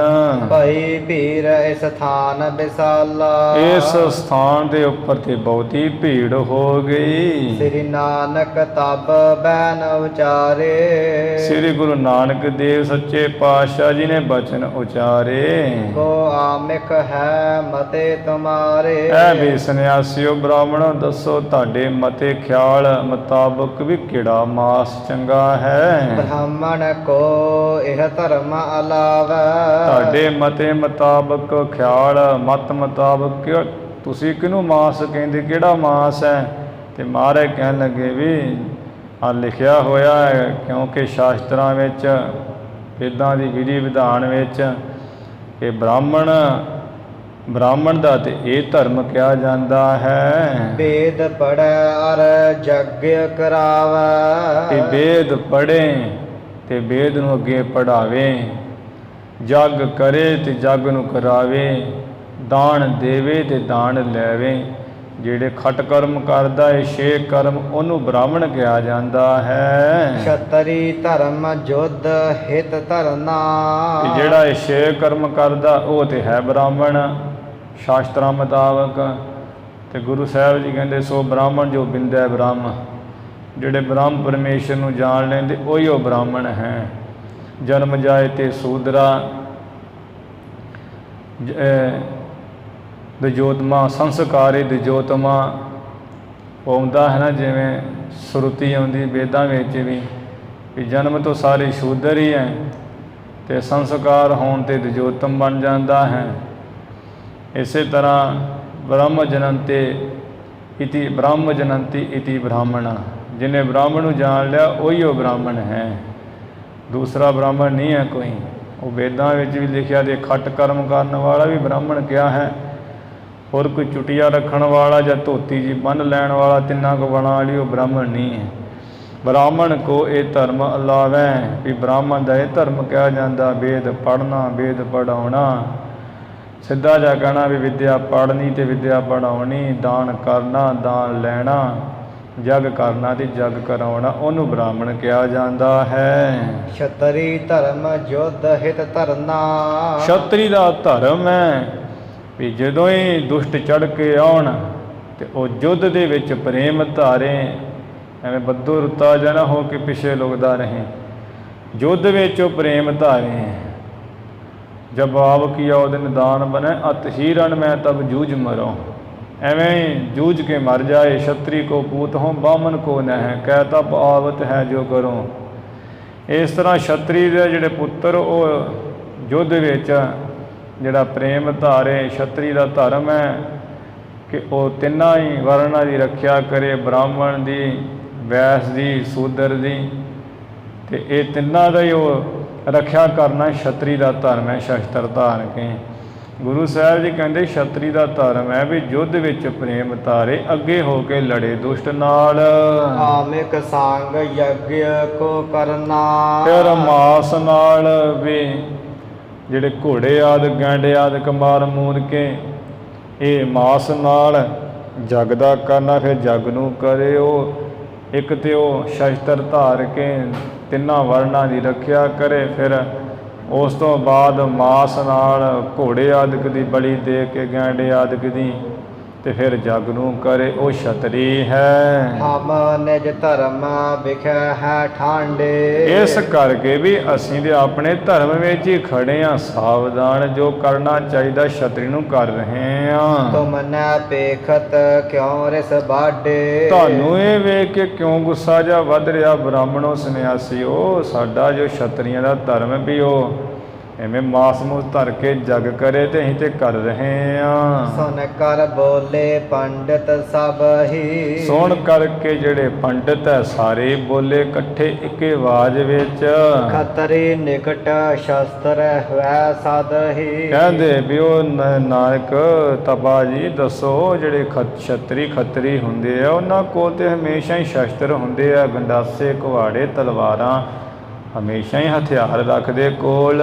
ਤੁਮਨੇ ਵੇਖ ਫਕੀਰੀ ਲੀਨੋ, ਤੇ ਤੁਸਾਂ ਨੇ ਤੇ ਆ ਭੇਖ ਜਿਹੜਾ ਫਕੀਰਾਂ ਵਾਲਾ ਲਿਆ ਹੋਇਆ, ਕੱਖਾਂ ਭੰਗਵੇਂ ਜੇ ਕੱਪੜੇ ਪਾਏ ਹੋਏ ਐ। ਬਿਨਾ ਸ਼ਸਤਰ ਕਿਉਂ ਛਤਰੀ ਚੀਨੋ, ਬਿਨਾ ਤੁਹਾਡੇ ਸ਼ਸਤਰ ਧਾਰੇ ਤੋਂ ਅਸੀਂ ਕੋ ਤੁਹਾਨੂੰ ਛਤਰੀ ਜਾਣੀਏ, ਕਿਉਂ ਤੁਸੀਂ ਛਤਰੀ ਜਾਣਦੇ ਆਪਣੇ ਆਪ ਨੂੰ। ਗੁਰੂ ਕਹੈ ਆਯੁਧ ਹਮ ਪਾਸੂ, ਗੁਰੂ ਸਾਹਿਬ ਜੀ ਕਹਿਣ ਲੱਗੇ ਵੀ ਸੁਣ ਲਓ, ਸਾਡੇ ਪਾਸ ਤੇ ਬੜੇ ਤਗੜੇ ਤਗੜੇ ਸ਼ਸਤਰ ਹਨ। ਉਚਰਹਿ ਨਾਮ ਸੁਨਹੁ ਮੈਂ ਤਾਸੂ, ਮੈਂ ਉਹਨਾਂ ਸ਼ਸਤਰਾਂ ਦੇ ਅਸੀਂ ਨਾਮ ਕਹਿੰਦੇ ਹਾਂ, ਤੁਸੀਂ ਧਿਆਨ ਦੇ ਨਾਲ ਸੁਣੋ ਕਿਹੜੇ ਸ਼ਸਤਰ ਰੱਖੇ ਅਸੀਂ। ਤੀਸ਼ਨ ਖੜਗ ਨਾਮ ਕਰਤਾਰਾ, ਕਹਿੰਦੇ ਵੀ ਜਿਹੜੇ ਅਸੀਂ ਵਾਹਿਗੁਰੂ ਸਤਨਾਮ ਦਾ ਹਮੇਸ਼ਾ ਕਰਤਾਰ ਪਰਮੇਸ਼ਰ ਦੇ ਨਾਮ ਦਾ ਸਿਮਰਨ ਕਰਦੇ ਹਾਂ, ਇਹ ਸਾਡੇ ਕੋਲ ਬੜੀ ਤਿੱਖੀ ਚਮਕਦੀ ਤਲਵਾਰ ਖੜਗ ਹੈ। ਸਤ ਸੰਗਤ ਹਿਤ ਧਨਖ ਸੋ ਭਾਰਾ, ਸਤ ਸੰਗਤ ਵਿੱਚ ਜਿਹੜਾ ਸਾਡਾ ਪ੍ਰੇਮ ਹੈ, ਸਤ ਸੰਗ ਵਿੱਚ ਜਿਹੜਾ ਅਸੀਂ ਹਰ ਵੇਲੇ ਬੈਠਣਾ ਕਰਦੇ ਹਾਂ, ਕਿਸੇ ਸਮੇਂ ਵੀ ਜਦੋਂ ਸਤ ਸੰਗ ਮਿਲ ਜਾਏ, ਇਹ ਸਾਡੇ ਕੋ ਬੜਾ ਭਾਰੀ ਧਨਕ ਧਨੁਸ਼ ਹੈ। ਸਮ ਦਮ ਆਦਿਕ ਬਾਣ ਵਿਸਾਲਾ, ਸਮ ਜਿਹੜਾ ਮਨ ਨੂੰ ਰੋਕਣਾ ਮਨ ਵਿਕਾਰਾਂ ਵੱਲੋਂ, ਦਮ ਜਿਹੜਾ ਇੰਦਰੀਆਂ ਨੂੰ ਰੋਕਣਾ ਵਿਸ਼ਿਆਂ ਵੱਲੋਂ, ਇਹ ਜਿਹੜੀ ਖਟ ਸੰਪਤੀ ਆਦਿਕ ਹੈ, ਇਹ ਸਾਡੇ ਕੋਲ ਬੜੇ ਤਕੜੇ ਬਾਣ ਤੀਰ ਹਨ।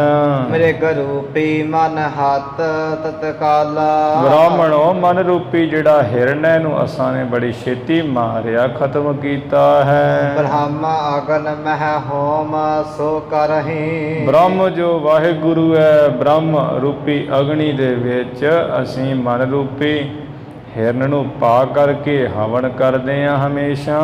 ਨਿਤਾ ਪ੍ਰਤ ਐਸੇ ਹਿਤ ਧਰਹੀ, ਛਤਰੀ ਦੇ ਕਦੇ ਜੰਗ ਵਿੱਚ ਹਿਤ ਜਾ ਧਾਰਦਾ, ਅਸੀਂ ਤੇ ਹਮੇਸ਼ਾ ਹੀ ਐਸਾ ਹਿਤ ਪ੍ਰੇਮ ਧਾਰ ਕੇ ਰੱਖਦੇ ਹਾਂ। ਸੁਨ ਪੰਡਿਤ ਪੁਨ ਬਚਨ ਉਚਾਰਾ, ਸੁਣ ਕੇ ਪੰਡਤਾਂ ਨੇ ਬਚਨ ਕਿਹਾ, ਤੁਮ ਤੋ ਪ੍ਰਗਟ ਮ੍ਰਿਗ ਕੋ ਮਾਰਾ, ਤੁਸਾਂ ਨੇ ਤੇ ਪ੍ਰਗਟਿਆ ਹਿਰਨ ਨੂੰ ਮਾਰ ਦਿੱਤਾ ਹੈ। ਰੀਦਤ ਹੋ ਅਬ ਦੇਗ ਚੜਾਏ, ਤੇ ਹੁਣ ਤੁਸੀਂ ਦੇਗ ਚੜਾ ਕੇ ਪਤੀਲਾ ਤੇ ਨੂੰ ਰਿੰਨ ਰਹੇ ਹੋ ਹਿਰਨ ਨੂੰ। ਹਮਕੋ ਔਰ ਹਰੀਤ ਬਤਾਏ, ਸਾਨੂੰ ਹੋਰ ਹੀ ਰੀਤੀ ਮਰਿਆਦਾ ਹੀ ਦੱਸਦੇ ਫਿਰਦੇ ਵੀ ਨਾਮ ਦੀ ਨੇ ਖੜਗ ਧਾਰੀ ਹੈ, ਸਾਧ ਸੰਗਤ ਅਸੀਂ ਧਨੁਸ਼ ਧਾਰਿਆ ਹੈ, ਜਿਹੜਾ ਪ੍ਰੇਮ ਕਰ ਰਹੇ ਹਾਂ, ਸਮਦਮ ਆਦਿਕ ਬਾਣ ਧਾਰੇ ਹੈ, ਮਨ ਰੂਪੀ ਹਿਰਨ ਹੀ ਨੇ ਅਸਾਂ ਨੇ ਮਾਰਿਆ। ਬ੍ਰਹਮ ਅਗਨੀ ਵਿੱਚ ਹਵਨ ਕਰਕੇ ਹੋਰ ਹੀ ਰੀਤੀ ਦੱਸਦੇ ਹੋ ਸਾਨੂੰ। ਕਮਲ ਬਦਨ ਬੋਲੇ ਸਨ ਕਾਨਾ। ਕਮਲ ਵਰਗੇ ਮੁਖ ਤੋਂ ਸਤਿਗੁਰੂ ਜੀ ਬੋਲੇ ਨਾ ਕੋ ਸੁਣ ਕੇ ਧਿਆਨ ਨਾਲ। ਚਤੁਰ ਵੇਦ ਇਸ ਭਾਂਤ ਬਖਾਨਾ। ਮਹਾਰਾਜ ਕਹਿਣ ਲੱਗੇ ਵੀ ਤੁਹਾਡੇ 4 ਵੇਦ ਜਿਹੜੇ ਆ ਉਹ ਤੇ ਇਸ ਤਰ੍ਹਾਂ ਕਹਿੰਦੇ ਐ। ਅਖੇਰ ਬ੍ਰਿਤ ਖਤਰਨ ਕਹਿ ਕਰਨੇ। ਵੇਦਾਂ ਵਿੱਚ ਇਸ ਤਰ੍ਹਾਂ ਕਿਹਾ ਗਿਆ ਵੀ ਜਿਹੜਾ ਛਤਰੀ ਹੈ ਨਾ, ਖੱਤਰੀ, ਉਹ ਸ਼ਿਕਾਰ ਦੀ ਬਿਰਤੀ ਉਸਨੇ ਹਮੇਸ਼ਾ ਹੀ ਧਾਰਨ ਕਰਨੀ, ਸ਼ਿਕਾਰ ਬਿਰਤੀ ਰੱਖਣੀ ਹੈ ਛਤਰੀ ਨੇ। ਕਥਾ ਜੁਗਨ ਚਾਰੋ ਮਹਿਬਰ ਨੇ। ਚਾਰੇ ਯੁੱਗਾਂ ਵਿੱਚ ਇਹ ਕਥਾ ਕਹੀ ਜਾਂਦੀ ਹੈ। ਜੋ ਵੀ ਛਤਰੀ ਹੋਏ ਚਾਰੇ ਯੁੱਗਾਂ ਵਿੱਚ ਉਹਨਾਂ ਸ਼ਿਕਾਰ ਬਿਰਤੀ ਰੱਖੀ ਹੈ। ਜੇ ਹੰਕਾਰੀ ਨਰ ਜਗ ਮਾਹੀ। ਗੱਲ ਤੇ ਇਹ ਹੈ ਨਾਨੂ ਪੰਡਤ, ਜਿਹੜੇ ਹੰਕਾਰੀ ਹੈ ਨਾ ਸੰਸਾਰ ਦੇ ਵਿੱਚ, ਸਰੀਰ ਦੀ ਹੰਗਤਾ ਵਾਲੇ, ਹਿੰਸਾ ਕੋ ਅਗ ਲਾਗਹਿ ਤਾਹੀ। ਉਹਨਾਂ ਨੂੰ ਇਹ ਜੀਵ ਹੱਤਿਆ ਦਾ ਪਾਪ ਲੱਗਦਾ। ਜਿਹੜੇ ਹੰਕਾਰੀ ਹੈ ਸਰੀਰ ਦੇ, ਜਿਹੜੇ ਸਮਝਦੇ ਵੀ ਮੈਂ ਕਰਮ ਕਰ ਰਿਹਾ ਹਾਂ। ਹੰਤਾ ਖੋਏ ਭਏ ਜੇ ਗਿਆਨੀ। ਜਿਹੜੇ ਸਰੀਰ ਦੀ ਹੰਗਤਾ, ਆ ਸਰੀਰ ਦਾ ਅਭਿਮਾਨ ਜਿਹਾ ਛੱਡ ਕੇ ਵੀ ਮੈਂ ਨਹੀਂ ਇਹ ਕਰ ਰਿਹਾ, ਜਿਹੜੇ ਗਿਆਨੀ ਹੋ ਗਏ ਐ। ਸਰਬਦ ਐਤ ਜੋ ਹਿਰਦੇ ਮਿਟਾਨੀ। ਜਿਨ੍ਹਾਂ ਨੇ ਸਾਰੇ ਆਪਣੇ ਹਿਰਦੇ ਵਿੱਚੋਂ ਸਾਰੀ ਜਿਹੜੀ ਦਵੈਤ ਦੁਤੀਆ ਭਾਈ ਮਿਟਾ ਦਿੱਤਾ, ਤੂੰ ਮੈਂ ਖਤਮ ਕਰ ਦਿੱਤੀ ਐ। ਪੂਰਨ ਸਤ ਆਤਮਾ ਜਾਨ ਹੈ। ਪੂਰਨ ਸਤ ਆਤਮਾ ਜਾਣੇ, ਤੇ ਇੱਕ ਜੋ ਆਤਮਾ ਆਪਣਾ ਆਪਾ ਹੈ, ਇਹਨੂੰ ਹੀ ਸਤ ਪਰਿਪੂਰਨ ਜਾਣਦੇ ਹਰ ਪਾਸੇ। ਜਗਤ ਅਸਤ ਸਦਾ ਪਹਿਚਾਨ ਹੈ। ਤੇ ਸੰਸਾਰ ਨੂੰ ਹਮੇਸ਼ਾ ਹੀ ਉਹ ਅਸਤ ਹਮ ਪਹਿਚਾਨਦੇ, ਪਛਾਣਦੇ ਐ। ਕਹਿੰਦੇ ਉਹ ਸਮਝਦੇ ਵੀ ਆਤਮਾ ਸੱਚ ਹੈ, ਜਗਤ ਇਹ ਝੂਠ ਹੈ। ਤੀਨ ਕਾਲ ਜਿਹ ਜਗਤ ਭਾਉ। ਜਿਨ੍ਹਾਂ ਨੇ ਤਿੰਨਾਂ ਸਮਿਆਂ ਭੂਤ ਭਵਿੱਖ ਵਰਤਮਾਨ ਵਿੱਚ ਹੀ ਸੰਸਾਰ ਨੂੰ ਅਣਹੋਇਆ ਮੰਨਿਆ ਵੀ ਹੈ ਹੀ ਨਹੀਂ ਹੈ। ਤਿਨ ਕੋ ਦੋਸ਼ ਨ ਲਾਗਹਿ ਕਾਉ। ਨਾਨੂ ਪੰਡਤ ਹੋਰ ਬ੍ਰਾਹਮਣੋ ਸੁਣ ਲਓ, ਉਹਨਾਂ ਨੂੰ ਕੋਈ ਨਹੀਂ ਦੋਸ਼ ਲੱਗਦਾ ਜਿਨ੍ਹਾਂ ਨੇ ਇਹ ਦੇਹ ਅਧਿਆਸ, ਦੇਹ ਅਭਿਮਾਨ ਛੱਡਿਆ ਹੈ। ਜੋ ਗਿਆਨੀ ਨਰ ਮਤ ਮੰਦੇ। ਜਿਹੜੇ ਅਗਿਆਨੀ ਹੈ ਵੀ ਅਸੀਂ ਕਰਮ ਕਰ ਰਹੇ ਹਾਂ, ਕਰਤਾ ਭੋਗਤਾ ਵਿੱਚ ਫਸੇ ਹੋਏ, ਆ ਮੈਂ ਕਰ ਰਿਹਾ ਹਾਂ, ਮੈਂ ਭੋਗੂੰਗਾ, ਇਹੋ ਜਿਹੇ ਜਿਹੜੇ ਅਗਿਆਨੀ ਲੋਕ ਹੈ, ਮਨੁੱਸ਼ ਹੈ ਭੈੜੀ ਮਤ ਵਾਲੇ। ਵਰਨਾ ਸ਼ਰਮ ਕੇ ਧਰਮ ਹੈ ਫੰਦੇ। ਤੇ ਵਰਨਾ ਵੀ ਅਸੀਂ ਖੱਤਰੀ ਹੋਨੇ, ਅਸੀਂ ਬ੍ਰਾਹਮਣ ਹੋਨੇ, ਅਸੀਂ ਸੰਨਿਆਸੀ ਹੋਨੇ ਆ, ਅਸੀਂ ਗ੍ਰਸਤੀ ਹੋਨੇ, ਬਾਣਪ੍ਰਸਤੀ ਹੋਨੇ, ਐਵੇਂ ਆਸ਼ਰਮਾਂ ਵਰਨਾਂ ਵਿੱਚ ਫਸੇ ਹੋਏ ਐ। ਅੰਤਰ ਮਨ ਚਾਹਤ ਰਸ ਖਾਵਨਾ। ਅੰਦਰ ਤੇ ਉਹ ਮਨ ਵਿੱਚ ਚਾਹੁੰਦੇ ਆ ਰਸਾਂ ਕਸਾਂ ਨੂੰ ਖਾਣ, ਵੀ ਵਨ ਸਵੰਨਾ ਖਾਈਏ ਡਫੀਏ। ਬਹਿਰ ਤਜਹ ਹਿਤ ਲੋਕ ਦਿਖਾਵਨਾ। ਬਾਹਰੋਂ ਛੱਡ ਦਿੰਦੇ ਲੋਕਾਂ ਨੂੰ ਦਿਖਾਉਣ ਵਾਸਤੇ ਵੀ ਅਸੀਂ ਨਹੀਂ ਕੁਝ ਖਾਂਦੇ, ਤੇ ਅੰਦਰ ਉਹ ਛੱਡਦੇ ਕੱਖ ਨਹੀਂ ਐ। ਸੇ ਮਰ ਜਨਮਹਿ ਜਗ ਕੇ ਮਾਹੀ। ਸੁਣੋ ਵੀ ਉਹ ਤੇ ਮਰ ਜਾਂਦੇ ਐ, ਮਰ ਕੇ ਜਨਮਦੇ ਐ। ਸੰਸਾਰ ਦੇ ਵਿੱਚ ਆਉਣ ਜਾਣ ਦਾ ਗੇੜਾ ਬਣਿਆ ਹੀ ਰਹਿੰਦਾ ਉਹਨਾਂ ਦਾ, ਗਿਆਨੀਆਂ ਦਾ। ਕਬਹੁ ਹੋਤ ਛੁਟਕਾਰਾ ਨਾਹੀ। ਕਦੀ ਉਹਨਾਂ ਦਾ ਛੁਟਕਾਰਾ ਨਹੀਂ ਹੁੰਦਾ ਹੈ। ਉਹ ਤੇ ਇਸੇ ਤਰ੍ਹਾਂ ਮਰਦੇ ਖਪਦੇ ਹੀ ਰਹਿੰਦੇ ਆ ਹਰ ਵਕਤ। ਦੋਹਰਾ ਇਸ ਪ੍ਰਕਾਰ ਕਹਿ ਸਬਨ ਸੋ। ਇਸ ਤਰ੍ਹਾਂ ਸਾਰੇ ਬ੍ਰਾਹਮਣ ਨੂੰ ਕਹਿ ਕੇ ਸਤਿਗੁਰੂ ਜੀ ਉਚਰਿਓ ਬਹੁਰ ਸਲੋਕ। ਇਹ ਸ਼ਲੋਕ ਉਚਾਰਨ ਕੀਤਾ ਸਤਿਗੁਰੂ ਜੀ ਨੇ। ਮਨ ਵਿਕਾਰ ਤਨ ਪ੍ਰਗਟ ਕੀਆ। ਇਹਨਾਂ ਬ੍ਰਾਹਮਣਾਂ ਸੰਨਿਆਸੀਆਂ ਦੇ ਜਿਹੜੇ ਮਨ ਵਿੱਚ ਵਿਕਾਰ ਸੀ ਨਾ, ਭੈੜੇ ਵਿਕਾਰ ਫੁਰਨੇ, ਉਹਨਾਂ ਨੂੰ ਗੁਰੂ ਜੀ ਨੇ ਪ੍ਰਗਟ ਕੀਤਾ ਇਸ ਸ਼ਲੋਕ ਰਾਹੀਂ। ਸੁਨਤ ਬ੍ਰਿੰਦ ਤਹ ਲੋਕ। ਉੱਥੇ ਹੋਰ ਵੀ ਬਹੁਤੇ ਲੋਕ ਹੀ ਸੁਣ ਰਹੇ ਸਨ ਉਸ ਵੇਲੇ। ਸਲੋਕ ਮਹੱਲਾ ਪਹਿਲਾ। ਸ਼ਲੋਕ ਬਾਣੀ ਵਿੱਚ ਗੁਰੂ ਨਾਨਕ ਸਾਹਿਬ ਪਹਿਲੇ ਪਾਤਸ਼ਾਹ ਬਚਨ ਕਰ ਰਹੇ ਵੀ ਸੁਣ ਲਓ ਬ੍ਰਾਹਮਣੋ। ਪਹਿਲਾ ਮਾਸਹ ਨਿਮਿਆ। ਗੁਰੂ ਮਹਾਰਾਜ ਕਹਿਣ ਲੱਗੇ ਵੀ ਬ੍ਰਾਹਮਣੋ ਦੱਸੋ, ਤੁਸੀਂ ਕਹਿੰਦੇ ਮਾਸ ਬਹੁਤ ਮਾੜਾ ਹੈ, ਅਸੀਂ ਕਹਿੰਦੇ ਮਾਸ ਬਹੁਤ ਚੰਗਾ ਹੈ, ਕਿਉਂਕਿ ਸਾਰੇ ਪਾਸੇ ਮਾਸ ਹੀ ਮਾਸ ਤੇ ਫੈਲਿਆ ਹੋਇਆ ਹੈ। ਉਹ ਪ੍ਰੌਢਿਆਵਾਦ ਦੇ ਰਾਹੀਂ ਮਹਾਰਾਜ ਮਾਸ ਦਾ ਮੰਡਣ ਕਰ ਰਹੇ ਹੈ ਵੀ ਜਿਵੇਂ ਜਿਸ ਮੱਤ ਵਿੱਚ ਉਹ ਖਾਂਦੇ ਵੀ ਹੋਣ, ਤੇ ਉਹਨਾਂ ਦੇ ਗ੍ਰੰਥਾਂ ਵਿੱਚ ਵੀ ਲਿਖਿਆ ਹੋਏ, ਤੇ ਉਹਨਾਂ ਦੇ ਮਤ ਮੁਤਾਬਕ ਇਹ ਸਿਧਾਂਤ ਪ੍ਰਮਾਣ ਜੇ ਦੇ ਕੇ ਸਿੱਧ ਕਰ ਦੇਣਾ ਉਹਨੂੰ ਕਹਿੰਦੇ ਪ੍ਰੌਢਿਆਵਾਦ। ਵੀ ਆਪਣਾ ਮਤ ਨਾ ਹੋਣਾ, ਆਪਣੇ ਮਤ ਵਿੱਚ ਹੋਣੀ ਨਾ ਗੱਲ, ਪਰ ਉਹਨਾਂ ਦੇ ਮਤ ਵਿੱਚ ਹੋਣੀ, ਤੇ ਉਹਨਾਂ ਦੇ ਪ੍ਰਮਾਣ ਦੇ ਕੇ ਜਿਹੜਾ ਸਮਝਾ ਬੁਝਾ ਦੇਣਾ, ਸਿੱਧ ਕਰ ਦੇਣਾ ਵੀ ਬਿਲਕੁਲ ਇਸ ਤਰ੍ਹਾਂ ਹੀ ਹੈ, ਉਹਨੂੰ ਪ੍ਰੌਢਿਆਵਾਦ ਕਹਿੰਦੇ। ਜਿਸ ਰਾਹੀਂ ਮਹਾਰਾਜ ਇਹ ਮੰਡਣ ਕਰ ਰਹੇ ਆ ਮਾਸ ਦੇ ਸੰਬੰਧ ਵਿੱਚ। ਇਹ ਜਿਹੜਾ ਹੁਣ ਮਾਸ ਹੈ, ਹੁਣ ਜਿਹੜੇ ਹੈ ਵਿਦਵਾਨਾਂ ਦੇ ਸ਼ਾਸਤਰ ਹੈ, ਵੇਦ ਹੈ, ਐਵੇਂ ਲਿਖਿਆ ਹੋਇਆ ਨਾ ਸਿਮਰਤੀਆਂ ਵਿੱਚ ਵੀ ਕਿ ਐਵੇਂ ਮਾਸ ਜਿਹੜਾ ਹੁਣ ਮਨੂੰ ਸਿਮਰਤੀ ਵਿੱਚ ਲਿਖਿਆ ਹੀ ਹੋਇਆ ਹੈ ਵੀ ਜੇ ਤੁਸੀਂ ਆਹ ਸ਼ਰਾਧਾਂ ਵਾਲੇ ਦਿਨ ਕਾਲਾ ਬੱਕਰਾ ਖਾਓਗੇ ਤੇ ਇੰਨੇ ਮਹੀਨਿਆਂ ਦਾ ਫਲ ਲਾਲ, ਅਤੇ ਆਹ ਹਿਰਨ ਦੇ ਨਾਲ ਆਹ ਝੋਟੇ ਹਾਥੀਆਂ ਤੱਕ ਲਿਖੇ ਹੋਏ ਹੈ। ਤੇ ਹੁਣ ਇੱਥੇ ਤੇ ਲਿਖਿਆ ਹੋਇਆ, ਸਤਿਗੁਰੂ ਜੀ ਨੇ ਜਿਸ ਕਰਕੇ ਕਿਹਾ ਹੈ ਵੀ ਤੁਹਾਡੇ ਤੇ ਲਿਖਿਆ ਹੋਇਆ ਹੈ, ਮਾਸ ਕਿਵੇਂ ਮਾੜਾ ਹੋ ਗਿਆ ਹੈ। ਤੇ ਉਹ ਦੇਵਤਿਆਂ ਦੀ ਵੀ ਇਹ ਬਾਣੀ ਹੈ ਕਿ ਦੇਵਤਿਆਂ ਦੇ ਨਿਮਿਤ ਤੁਸੀਂ ਦਿੰਦੇ ਹੋ, ਖਾਂਦੇ ਹੀ ਹੋ। ਆ ਝੋਟੇ ਮਾਰੇ ਜਾਂਦੇ ਆ ਮੰਦਰਾਂ ਵਿੱਚ, ਕਈਆਂ 'ਚ ਝੋਟੇ, ਕੱਟੀਆਂ, ਕੱਟੇ, ਗਾਵਾਂ, ਹੋਰ ਜਿਹੜੇ ਘੋੜੇ ਆਦਿ ਗੈਂਡੇ ਮਾਰ ਕੇ ਜਗ ਕੀਤਾ ਜਾਂਦਾ ਹੈ। ਤੇ ਉਹ ਜਦੋਂ ਉਹ ਸਾਰਾ ਵਿਧੀ ਵਿਧਾਨ ਲਿਖਿਆ ਹੋਇਆ, ਜਦੋਂ ਵੀ ਆ ਜਿਵੇਂ ਘੋੜੇ ਦੀ ਬਲੀ ਦੇ ਕੇ ਅਸਮੇਤ ਜਗ ਜੋ ਕੀਤਾ ਜਾਂਦਾ ਹੈ, ਵੀ ਘੋੜੇ ਦੀ ਬਲੀ ਦੇ ਕੇ ਫਿਰ ਵੇਦ ਮੰਤਰ ਪੜ੍ਹ ਕੇ ਚੰਗੀ ਤਰ੍ਹਾਂ ਮਰਿਆਦਾ ਨਾਲ ਉਹ ਵੇਦ ਮੰਤਰ ਪੜ੍ਹ ਕੇ ਤੇ ਜਿਹੜਾ ਘੋੜੇ ਨੂੰ ਸਰਜੀਤ ਕਰ ਦੇਣਾ। ਉਹ ਘੋੜੇ ਨੂੰ ਸਰਜੀਤ ਕਰਕੇ ਫਿਰ ਉਦੋਂ ਜਿਹੜਾ ਖਾਣਾ ਬੜਾ ਪਵਿੱਤਰ ਮੰਨਿਆ ਕਿ ਜਿਸ ਰਾਜੇ ਨੇ ਆ ਜਗ ਕਰਾਇਆ ਹੈ ਅਸਵੇਦ ਜਗ, ਉਹ ਘੋੜੇ ਦਾ ਆਹ ਹਿੱਸਾ ਖਾਵੇ ਤੇ ਆਹ ਫਾਇਦਾ ਹੈ। ਜਿਨ੍ਹਾਂ ਨੇ ਅੱਗੇ ਹੋ ਕੇ ਜਗ ਕੀਤਾ ਬ੍ਰਾਹਮਣ ਆਦਿਕ ਨੇ, ਉਹ ਆਹ ਹਿੱਸਾ ਖਾਣ ਘੋੜੇ ਦਾ, ਪਹਿਰੇਦਾਰ ਆਹ ਖਾਣ, ਦੂਸਰੇ ਤੀਸਰੇ ਆਹ ਖਾਣ। ਐਵੇਂ ਉਹ ਸਾਰਾ ਵਿਧਾਨ ਵੇਦਾਂ ਵਿੱਚ ਲਿਖਿਆ ਹੋਇਆ ਹੈ। ਤੇ ਮਹਾਰਾਜ ਜਿਸ ਕਰਕੇ ਪ੍ਰੌਢਿਆਵਾਦ ਦੇ ਰਾਹੀਂ ਮਾਸ ਦਾ ਮੰਡਣ ਕਰ ਰਹੇ ਹੈ ਵੀ ਤੁਸੀਂ ਕਹਿੰਦੇ ਵੀ ਮਾਸ ਬੜਾ ਮਾੜਾ ਹੈ। ਮਹਾਰਾਜ ਕਹਿੰਦੇ ਮਾਸ ਮਾੜਾ ਕਿੱਥੇ, ਮਾਸ ਤੇ ਚੰਗਾ ਹੈ। ਕਿ ਸਾਰੇ ਪਾਸੇ ਮਾਸ ਹੀ ਮਾਸ ਫੈਲਿਆ ਹੋਇਆ ਹੈ, ਜਿਸ ਕਰਕੇ ਕਹਿ ਰਹੇ ਹੈ ਪਹਿਲਾਂ ਮਾਸੋਂ ਨਿਮਿਆ। ਵੀ ਇਹ ਜਿਹੜਾ ਜੀਵ ਹੈ ਪਹਿਲਾਂ ਜੋ ਮਾਸ ਦਾ ਹੈ ਪਿਤਾ ਬਣਿਆ ਹੋਇਆ, ਤੇ ਉਹ ਪਿਤਾ ਜੋ ਮਾਸ ਦਾ ਹੈ ਉਹਦੀ ਜਿਹੜੀ ਅੰਸ਼ ਹੈ ਬਿੰਦ ਬੀਰਜ ਹੈ, ਉਹ ਤੋਂ ਇਹ ਸਭ ਤੋਂ ਪਹਿਲਾਂ ਜੀਵ ਜਿਹੜਾ ਨਿਮਿਆ ਪਿਤਾ ਦੇ ਜਿਹੜਾ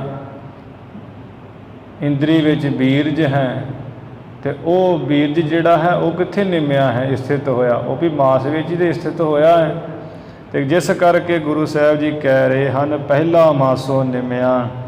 ਇਹ ਜੀਵ ਪਹਿਲਾਂ ਮਾਸ ਦੇ ਵਿੱਚੋਂ ਹੀ ਭਾਵ ਪਿਤਾ ਦੀ ਅੰਸ਼ ਰੂਪ ਹੋ ਕੇ ਸਥਿਤ ਨਿਮਿਆ ਕੇ ਸਥਿਤ ਹੋਇਆ ਹੈ। ਉਹ ਟਿਕਿਆ ਹੋਇਆ ਹੈ ਜਿਹੜਾ ਹੈ ਬਿੰਦ ਬੀਰਜ ਮਾਸ ਅੰਦਰ ਵਾਸ। ਫਿਰ ਅੱਗੇ ਜੋ ਮਾਤਾ ਹੈ ਉਹ ਵੀ ਮਾਸ ਦੀ ਬਣੀ ਹੋਈ ਹੈ, ਤੇ ਮਾਤਾ ਦੀ ਜਿਹੜੀ ਰਗਤ ਹੈ ਉਹ ਰਗਤ ਦੇ ਨਾਲ ਮੇਲ ਹੋ ਕੇ ਬਿੰਦ ਦਾ ਤੇ ਰਗਤ ਦਾ ਮੇਲ ਹੋ ਕੇ, ਤੇ ਜੋ ਮਾਤਾ ਮਾਸ ਦੀ ਹੈ, ਮਾਤਾ ਦੀ ਜੋ ਗਰਭ ਹੈ ਉਹ ਵੀ ਮਾਸ ਦੀ ਹੈ। ਉਹ ਗਰਭ ਦੇ ਅੰਦਰ ਇਹ ਜੀਵ ਦਾ ਵਾਸਾ ਹੋਇਆ, ਉਹ ਬਿੰਦ ਦਾ ਪਹਿਲਾ ਵਾਸਾ ਹੋਇਆ, ਫਿਰ ਰਗਤ ਦਾ ਮੇਲ ਹੋਇਆ। ਐਵੇਂ ਰਗਤ ਬੀਜ ਜਿਹੜੇ ਆਪ ਵਿੱਚ ਹੀ ਮਿਲ ਜੁਲ ਕਰਕੇ ਰਗਤ ਬਿੰਦ ਕਰ ਨਿਮਿਆ ਅਗਨ ਉਦਰ ਮਿਝਾਰ ਹੈ।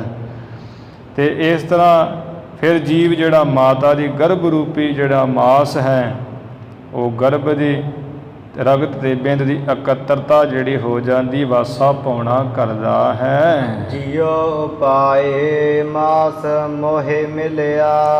ਫਿਰ ਪਰਮੇਸ਼ਰ ਇਹਦੇ ਜਦੋਂ ਸਰੀਰ ਥੋੜਾ ਬਣ ਜਾਂਦਾ ਉਹਦੇ ਵਿੱਚ ਜੀਵ ਆਤਮਾ ਨੂੰ ਪਾਉਣਾ ਕਰਦਾ ਹੈ, ਆਪਣੀ ਚੇਤਨ ਸੱਤਾ ਪਾਉਂਦਾ ਹੈ ਬ੍ਰਹਮ ਪਰਮੇਸ਼ਰ।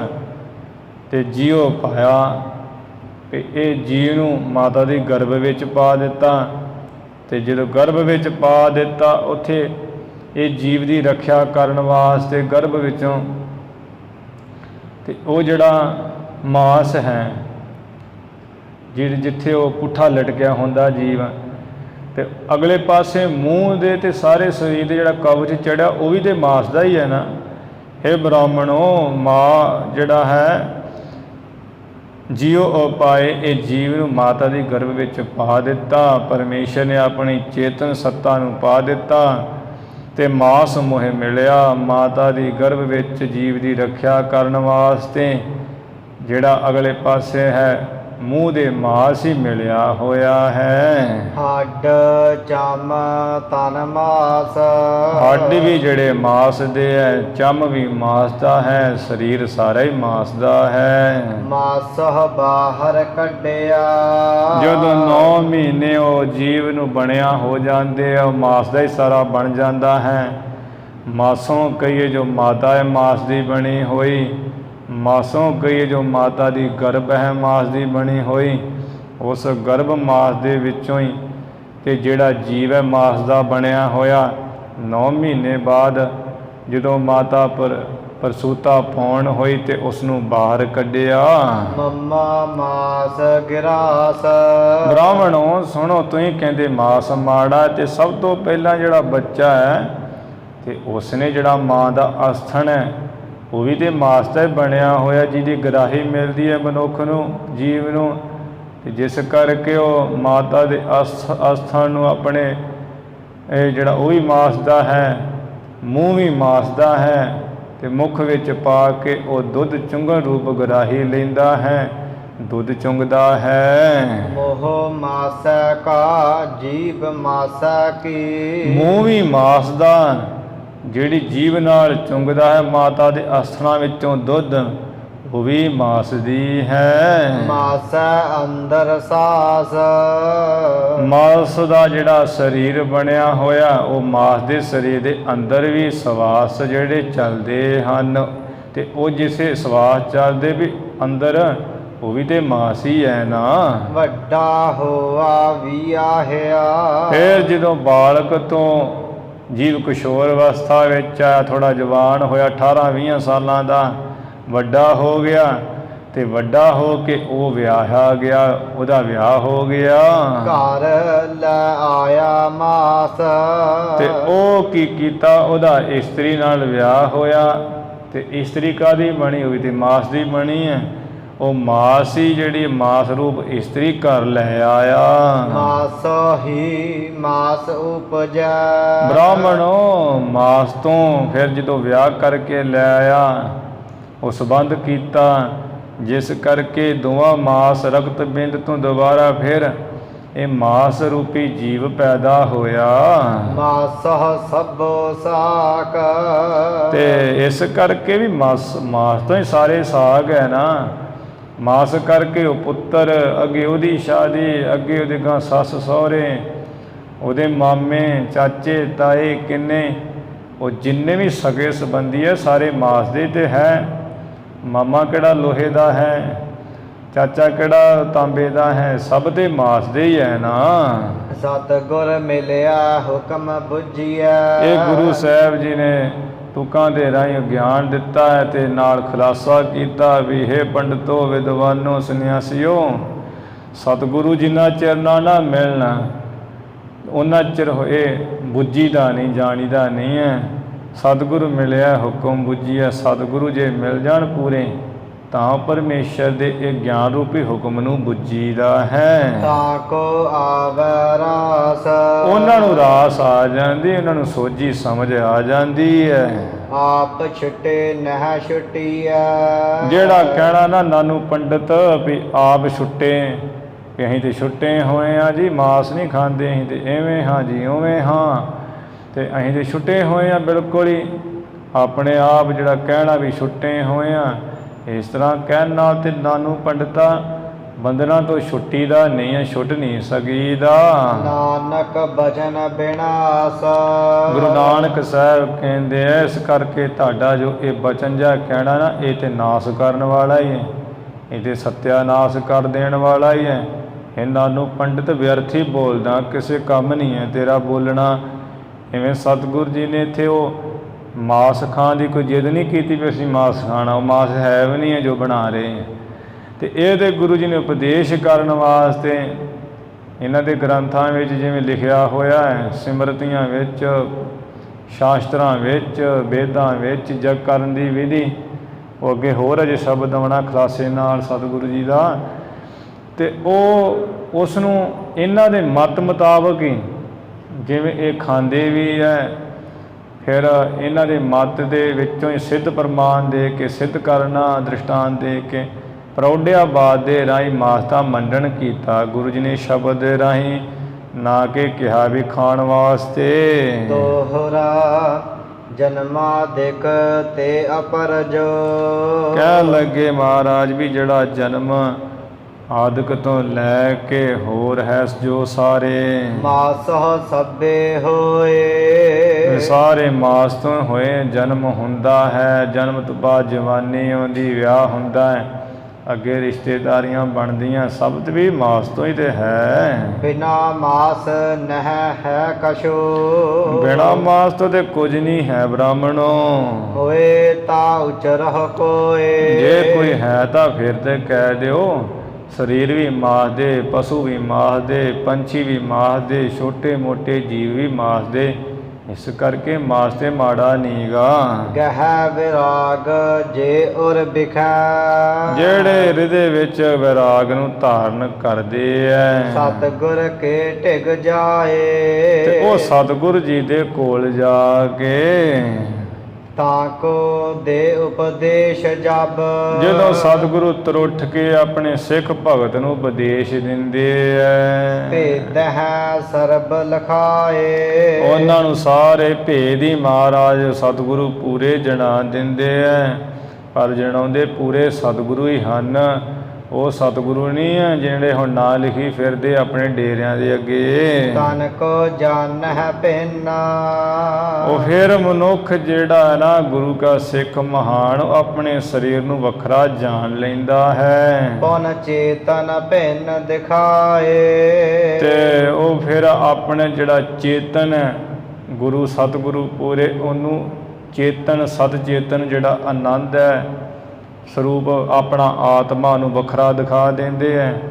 ਉਹ ਸਰੀਰ ਜਾਣ ਲੈਂਦਾ ਮਨੁੱਖ ਵੀ ਮੇਰਾ ਸਰੀਰ ਤੇ ਜੜ ਦੁੱਖ ਰੂਪ ਹੈ, ਅਸਤ ਜੜ ਦੁੱਖ ਰੂਪ ਹੈ, ਆਤਮਾ ਮੇਰਾ ਸਤ ਚੇਤਨ ਆਨੰਦ ਸਰੂਪ ਹੈ। ਸਤ ਆਤਮਾ ਜਾਣਹਿ, ਜਿਸ ਕਰਕੇ ਸਾਰੇ ਪਾਸੇ ਆਤਮਾ ਨੂੰ ਹੀ ਸਤ ਜਾਣਦੇ, ਆਪਣੇ ਆਪੇ ਨੂੰ ਹੀ। ਦੇਹ ਅਨਿਤ ਸਦਾਏ, ਇਹ ਜਿਹੜੀ ਦੇਹ ਹੈ ਉਹ ਤੇ ਹਮੇਸ਼ਾ ਹੀ ਅਨਿਤ ਹੈ, ਦੇਹ ਅਨਿਤ ਨਾ ਨਿਤ ਰਹੈ। ਸਤ ਅਸਤ ਸੰਬੰਧ ਜੋ, ਸਤ ਤੇ ਅਸਤ ਦਾ ਜੋ ਸੰਬੰਧ ਹੈ ਆਪੋ ਵਿੱਚ ਮੇਲ ਜੋਲ ਮਿਲਾਪ ਹੈ। ਕਛੂ ਨਾ ਜਾਣਹ ਕੋਏ, ਕੁਝ ਨਾ ਜਾਣੋ ਵੀ ਸਤ ਤੇ ਸੰਬੰਧ ਦਾ ਕੋਈ ਮਿਲਾਪ ਹੈ, ਕੋਈ ਮਿਲਾਪ ਨਹੀਂ ਹੈ ਸਤ ਅਸਤ ਦਾ, ਝੂਠ ਤੇ ਸੱਚ ਦਾ। ਜੈਸੇ ਸਵਿਤਾ ਤਿਮਰ ਕੋ, ਜਿਸ ਤਰ੍ਹਾਂ ਸੂਰਜ ਤੇ ਹਨੇਰੇ ਦਾ, ਨੇਰਾ ਨਾ ਕਬਹੁ ਹੋਏ, ਜਿਹੜਾ ਸੂਰਜ ਹੈ ਜਦੋਂ ਚੜ੍ਹ ਜਾਂਦਾ, ਜਿੱਥੇ ਸੂਰਜ ਉੱਥੇ ਹਨੇਰਾ ਨਹੀਂ ਹੁੰਦਾ,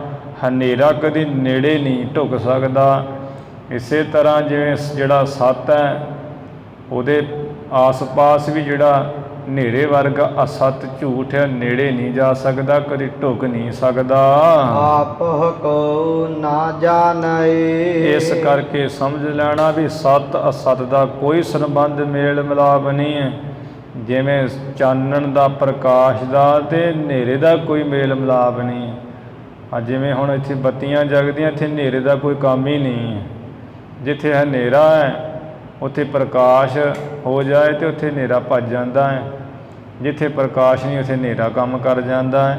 ਇਹ ਆਪੋ ਵਿੱਚ ਵਿਰੋਧੀ ਹੈ, ਹਨੇਰਾ ਤੇ ਪ੍ਰਕਾਸ਼, ਸਤ ਤੇ ਅਸਤ ਦਾ ਵਿਰੋਧੀ ਹੈ। ਝੂਠ ਤੇ ਸੱਚ ਵਿੱਚ ਵਿਰੋਧ ਹੈ, ਦਿਨ ਤੇ ਰਾਤ ਵਿੱਚ ਵਿਰੋਧ ਹੈ। ਇਵੇਂ ਵਿਰੋਧ ਹੈ ਇਹਨਾਂ ਵਿੱਚ। ਕਹਿ ਰਹੇ ਹਨ ਆਪੋ ਕੋ ਨਾ ਜਾਣੇ, ਹੇ ਪੰਡਤੋ ਆਪਣੇ ਆਪ ਕੋਈ ਨਹੀਂ ਜਾਣ ਸਕਦਾ। ਬਿਨ ਸਤਿਗੁਰ ਬਿਨ ਸਤਿਗੁਰ ਉਪਦੇਸ਼ ਬਿਨਾ ਪੂਰੇ ਸਤਿਗੁਰਾਂ ਦੇ ਉਪਦੇਸ਼ ਤੋਂ ਇਸ ਪ੍ਰਕਾਰ ਕਹਿ ਸਭਨ ਕੋ ਇਸ ਤਰ੍ਹਾਂ ਕਹਿ ਕਰਕੇ ਸਾਰਿਆਂ ਨੂੰ ਗੁਰੂ ਮਹਾਰਾਜ ਤੂਸ਼ਨ ਭੇ ਜਗ ਤੇ ਜਗਤ ਦੇ ਮਾਲਕ ਸਤਿਗੁਰੂ ਜੀ ਚੁੱਪ ਕਰ ਗਏ। ਪੰਡਿਤ ਸੰਨਿਆਸੀ ਬਹੁਤ ਜਿਹੜੇ ਪੰਡਿਤ ਵਿਦਵਾਨ ਤੇ ਸੰਨਿਆਸੀ ਬਹੁਤ ਸੀ ਉੱਥੇ ਉੱਤਰ ਆਏ ਨਾ ਕੋਏ ਕਿਸੇ ਨੂੰ ਕੋਈ ਉੱਤਰ ਨਹੀਂ ਆਇਆ ਸਤਿਗੁਰੂ ਜੀ ਸਾਹਮਣੇ। ਦਿਖੈ ਪਰਸ ਪਰ ਬਦਨ ਨਿਜ ਫਿਰ ਤੇ ਆਪੋ ਆਪਣੇ ਮੂੰਹ ਜੇ ਦੇਖਦੇ ਝਾਕ ਝਾਕ ਕੇ ਸਨਮੁਖ ਹੋਏ ਨਾ ਸੋਏ। ਉਹ ਜਿਹੜੇ ਪੰਡਿਤ ਵਿਦਵਾਨ ਸੰਨਿਆਸੀ ਮਹਾਰਾਜ ਦੇ ਸਾਹਮਣੇ ਨਹੀਂ ਹੁੰਦੇ ਵੀ ਕਿਤੇ ਮੈਂ ਨਾ ਘਿਰ ਜਾਵਾਂ। ਸੰਨਿਆਸੀ ਨਿਜ ਕਹਿਤ ਭੇ ਜਿਹੜੇ ਆਪਣੇ ਆਪ ਨੂੰ ਬੜੇ ਸੰਨਿਆਸੀ ਵਿਦਵਾਨ ਤੇ ਕਹਿੰਦੇ ਸਨ ਵੀ ਮੈਂ ਬੜਾ ਤਿਆਗੀ ਆ। ਕੇਤਕ ਕਾਲ ਬਿਤਾਏ ਕਿੰਨਾ ਕੁ ਸਮਾਂ ਲੰਘਾ ਕਰਕੇ ਚੁੱਪ ਜੀ ਵਟਣ ਤੋਂ ਬਾਅਦ ਨਾਨਕ ਚੰਦ ਪੰਡਿਤ ਬੜੋ ਜਿਹੜਾ ਉੱਥੇ ਇੱਕ ਨਗਲੀ ਨਾਨਕ ਚੰਦ ਬਣੀ ਬੈਠਾ ਸੀ ਨਾਨੂ ਪੰਡਿਤ ਵੱਡਾ ਤੈਂ ਜੀਤਿਓ ਜਗ ਜਾਏ। ਜਿੰਨੇ ਕਹਿਣ ਲੱਗੇ ਸਾਰੇ ਇਕੱਠੇ ਕਹਿੰਦੇ ਉਹ ਨਾਨਕ ਚੰਦ ਪੰਡਿਤ ਹੈ ਤੇ ਇਹਦਾ ਨਾਂ ਨਾਨੂ ਪੰਡਿਤ ਸੀ ਪਰ ਇਹ ਨਾਨਕ ਗੁਰੂ ਨਾਨਕ ਦੇਵ ਜੀ ਬਣ ਕੇ ਬੈਠਾ ਹੋਇਆ ਸੀ। ਕਹਿਣ ਲੱਗੇ ਵੀ ਨਾਨੂ ਚੰਦ ਪੰਡਿਤ ਤੂੰ ਬੜਾ ਵੱਡਾ ਵਿਦਵਾਨ ਹੈ, ਤੂੰ ਤੇ ਸਾਰਾ ਜਗ ਦੀਆਂ ਜਗ੍ਹਾ ਹੀ ਜਿੱਤੀਆਂ ਹੋਈਆਂ ਫਤਿਹ ਕੀਤੀਆਂ ਹੋਈਆਂ ਨੇ। ਇਸ ਫਕੀਰ ਕੈ ਸਾਹਮਣੇ ਆ ਜਿਹੜਾ ਫਕੀਰ ਬੈਠਾ ਭੰਗੜੇ ਜੇ ਕੱਪੜੇ ਪਾ ਕੇ ਇਹਦੇ ਸਾਹਮਣੇ ਚਰਚਾ ਕਿਉਂ ਨਾ ਕਰੰਤ ਤੈਨੂੰ ਕੀ ਹੋ ਗਿਆ ਇਹਦੇ ਸਾਹਮਣੇ ਤੂੰ ਕਿਉਂ ਨਹੀਂ ਚਰਚਾ ਕਰਦਾ। ਬੇਤਾ ਅਗਮਾ ਨਿਗਮ ਕੋ ਕਿਉਂਕਿ ਨਾਨੂ ਜਿਹੜੇ ਹੈ ਨਾਨਕ ਚੰਦ ਪੰਡਿਤ ਨਗਲੀ ਤੂੰ ਤੇ ਵੇਦਾਂ ਸ਼ਾਸਤਰਾਂ ਦਾ ਵੇਤਾ ਜਾਣਨ ਵਾਲਾ ਹੈ। ਸਭ ਹਿਨ ਮੈਂ ਮਤਵੰਤ ਸਾਰਿਆਂ ਵਿੱਚੋਂ ਸਾਡੇ ਵਿੱਚੋਂ ਚੰਗੀ ਅਕਲ ਮਤ ਵਾਲਾ ਬੜਾ ਵਿਦਵਾਨ ਹੈ ਤੂੰ। ਚੌਪਈ ਸੁਨ ਕਰ ਨਾਨੋ ਪੰਡਿਤ ਤਬ ਹੀ ਸੁਣ ਕਰਕੇ ਨਾਨੂ ਪੰਡਿਤ ਉਸ ਵੇਲੇ ਬੋਲਿਓ ਸਭ ਹਿਨ ਪ੍ਰੇਰਿਓ ਜਬ ਹੀ ਜਦੋਂ ਸਾਰਿਆਂ ਦਾ ਪ੍ਰੇਰਿਆ ਹੋਇਆ ਇਹ ਬੋਲਿਆ ਹੈ। ਸ੍ਰੀ ਗੁਰ ਕੇਰਾ ਪਰਤਾਰ ਦਬਾਵਾ ਇੱਕ ਤੇ ਨਕਲੀ ਨਾਨਕ ਚੰਦ ਹੈ, ਇੱਧਰ ਸਤਿਗੁਰੂ ਜੀ ਦੇ ਸੱਚਮੁੱਚੀ ਆ ਬੈਠੇ ਹੁਣ ਕਿੱਥੇ ਗੱਲ ਆਉਣੀ ਹੈ। ਜਿਨ੍ਹਾਂ ਦਾ ਨਾਮ ਲੈ ਕੇ ਨਾ ਗੱਜ ਵੱਜ ਰਿਹਾ ਸੀ ਹੁਣ ਅੱਜ ਸਾਹਮਣਾ ਹੋ ਗਿਆ ਇਹਦਾ।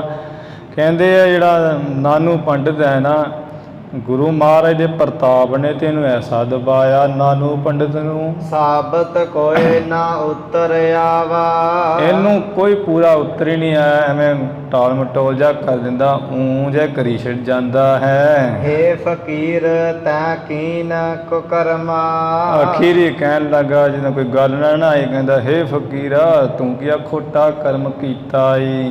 ਪੁਰਬ ਦਿਵਸ ਪੁਨ ਭਾਖਤ ਧਰਮਾ ਓਏ ਅੱਜ ਇੰਨਾ ਤਕੜਾ ਸੂਰਜ ਗ੍ਰਹਿਣ ਦਾ ਪੁਰਬ ਸੀ ਦਿਨ ਸੀ ਵੱਡਾ ਤੇ ਤੁਸੀਂ ਆ ਕਿਵੇਂ ਪਤੀਲਾ ਚਾੜਿਆ ਹੋਇਆ ਹੈ ਤੇ ਆਪਣੇ ਆਪ ਨੂੰ ਧਰਮੀ ਕਹਿੰਦੇ ਹੋ। ਕਿਸ ਪ੍ਰਕਾਰ ਤੂੰ ਹਮੈ ਬਤਾਵੈ ਕਿਸ ਤਰ੍ਹਾਂ ਤੂੰ ਆਪਣੇ ਆਪ ਨੂੰ ਦੱਸਦਾ ਵੀ ਮੈਂ ਬੜਾ ਧਰਮੀ ਹਾਂ। ਜਿਹ ਸਭ ਸ਼ਾਸਤਰ ਦੋਸ਼ ਲਗਾਵੈ ਜਿਸ ਨੂੰ ਸਾਰੇ ਸ਼ਾਸਤਰ ਤੈਨੂੰ ਦੋਸ਼ ਲਾਉਣਗੇ ਵੀ ਸੂਰਜ ਗ੍ਰਹਿਣ ਤੇ ਆ ਕੀ ਕਰਮ ਕੀਤਾ ਮਾੜਾ ਤੈਨੇ। ਦਾਨ ਸਨਾਨ ਪੂਜ ਬੇਕਾਲਾ ਅੱਜ ਤੇ ਸੂਰਜ ਗ੍ਰਹਿਣ ਵਾਲੇ ਦਿਨ ਤੇ ਪੂਜਾ ਦਾ ਸਮਾਂ ਹੈ, ਦਾਨ ਦਾ ਸਮਾਂ, ਇਸ਼ਨਾਨ ਕਰਨ ਦਾ ਸਮਾਂ ਬੜਾ ਲਾਹਾ ਹੈ। ਆਮਿਖ ਰੀਦਤ ਪਾਪ ਵਿਸਾਲਾ ਤੁਸਾਂ ਨੇ ਜਿਹੜਾ ਮਾਸ ਰਿੰਨਿਆ ਹੋਇਆ ਪਤੀਲੇ ਵਿੱਚ ਕਿਵੇਂ ਅੱਗ ਡਾਈ ਹੋਈ ਹੈ ਤੇ ਬਹੁਤਾ ਤਗੜਾ ਹੀ ਪਾਪ ਕੀਤਾ ਹੈ। ਕੈਸੋ ਤੇਰੋ ਇਹ ਸਿਧਾਂਤਾ ਗੁਰੂ ਨਾਨਕ ਸਾਹਿਬ ਕਹਿੰਦਾ ਉਹ ਫਕੀਰਾ ਕਿਉਂਕਿ ਇਹਨੂੰ ਪਤਾ ਨਹੀਂ ਸੀ ਨਾ ਵੀ ਗੁਰੂ ਨਾਨਕ ਪਰਮੇਸ਼ਰ ਹੀ ਆ ਕੇ ਬੈਠੇ ਹੋਏ।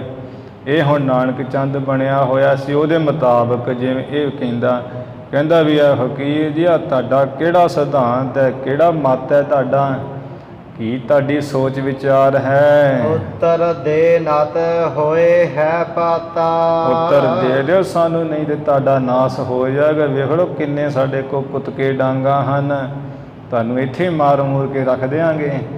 ਐਵੇਂ ਜਿਹੜਾ ਨਾਨੂ ਪੰਡਿਤ ਹੈ ਸਤਿਗੁਰੂ ਜੀ ਨੂੰ ਕਹਿੰਦਾ ਹੈ। ਅੱਗੇ ਗੁਰੂ ਸਾਹਿਬ ਜੀ ਜਿਵੇਂ ਹੋਰ ਗੁਰਬਾਣੀ ਦਾ ਸ਼ਬਦ ਉਚਾਰ ਕੇ ਨਾਨੂ ਪੰਡਤ ਨੂੰ ਵੀ ਦੱਸਦੇ ਹੈ, ਹੋਰ ਸਾਰੇ ਜਿਹੜੇ ਖਲੋਤੇ ਉਹ ਸੁਣਦੇ ਹੈ। ਸਭ ਕੇ ਬਾਅਦ ਵੀ ਨਿਰੁੱਤਰ ਹੋ ਜਾਂਦੇ, ਮਾਰੇ ਸ਼ਰਣੀ ਪੈਂਦੇ ਹੈ ਕਿ ਮਹਾਰਾਜ ਮੈਂ ਤਾਂ ਐਵੇਂ ਤੁਹਾਡਾ ਨਾਂ ਜਿਹਾ ਰੱਖ ਕੇ ਲੋਕਾਂ ਨੂੰ ਗੁੰਮਰਾਹ ਕੀਤਾ ਹੋਇਆ ਸੀ, ਮੈਨੂੰ ਮਾਫ਼ ਕਰੋ। ਉਹ ਪ੍ਰਸੰਗ ਅੱਗੇ ਵਿਸਥਾਰ ਨਾਲ ਆ ਹੀ ਜਾਣਾ ਹੈ। ਹੁਣ ਆਪਾਂ ਇੱਥੇ ਸਮਾਪਤੀ ਕਰੀਏ। ਧੰਨ ਧੰਨ ਸ੍ਰੀ ਗੁਰੂ ਗ੍ਰੰਥ ਸਾਹਿਬ ਜੀ ਮਹਾਰਾਜ। ਗੁਰੂ ਕੀ ਸੰਗਤ ਬਖਸ਼ਨਾਰ ਬਖਸ਼ ਲੈਣਾ ਜੀ। ਭੁੱਲਾਂ ਚੁੱਕਾਂ ਦੀ ਖਿਮਾ, ਵਿਚਾਰਾਂ ਦੀ ਸਮਾਪਤੀ ਹੈ। ਦਾਨ ਸਨਾਨ ਪੂਜਬੇ ਕਾਲਾ, ਆਮਿਖ ਰੀਦਤ ਪਾਪ ਬਿਸਾਲਾ। ਕੈਸੋ ਤੇਰੋ ਇਹ ਸਿਧਾਂਤਾ, ਉੱਤਰ ਦੇ ਨਤ ਹੋਏ ਹੈ ਪਾਤਾ। ਵਾਹਿਗੁਰੂ ਜੀ ਕਾ ਖਾਲਸਾ, ਵਾਹਿਗੁਰੂ ਜੀ ਕੀ ਫਤਿਹ।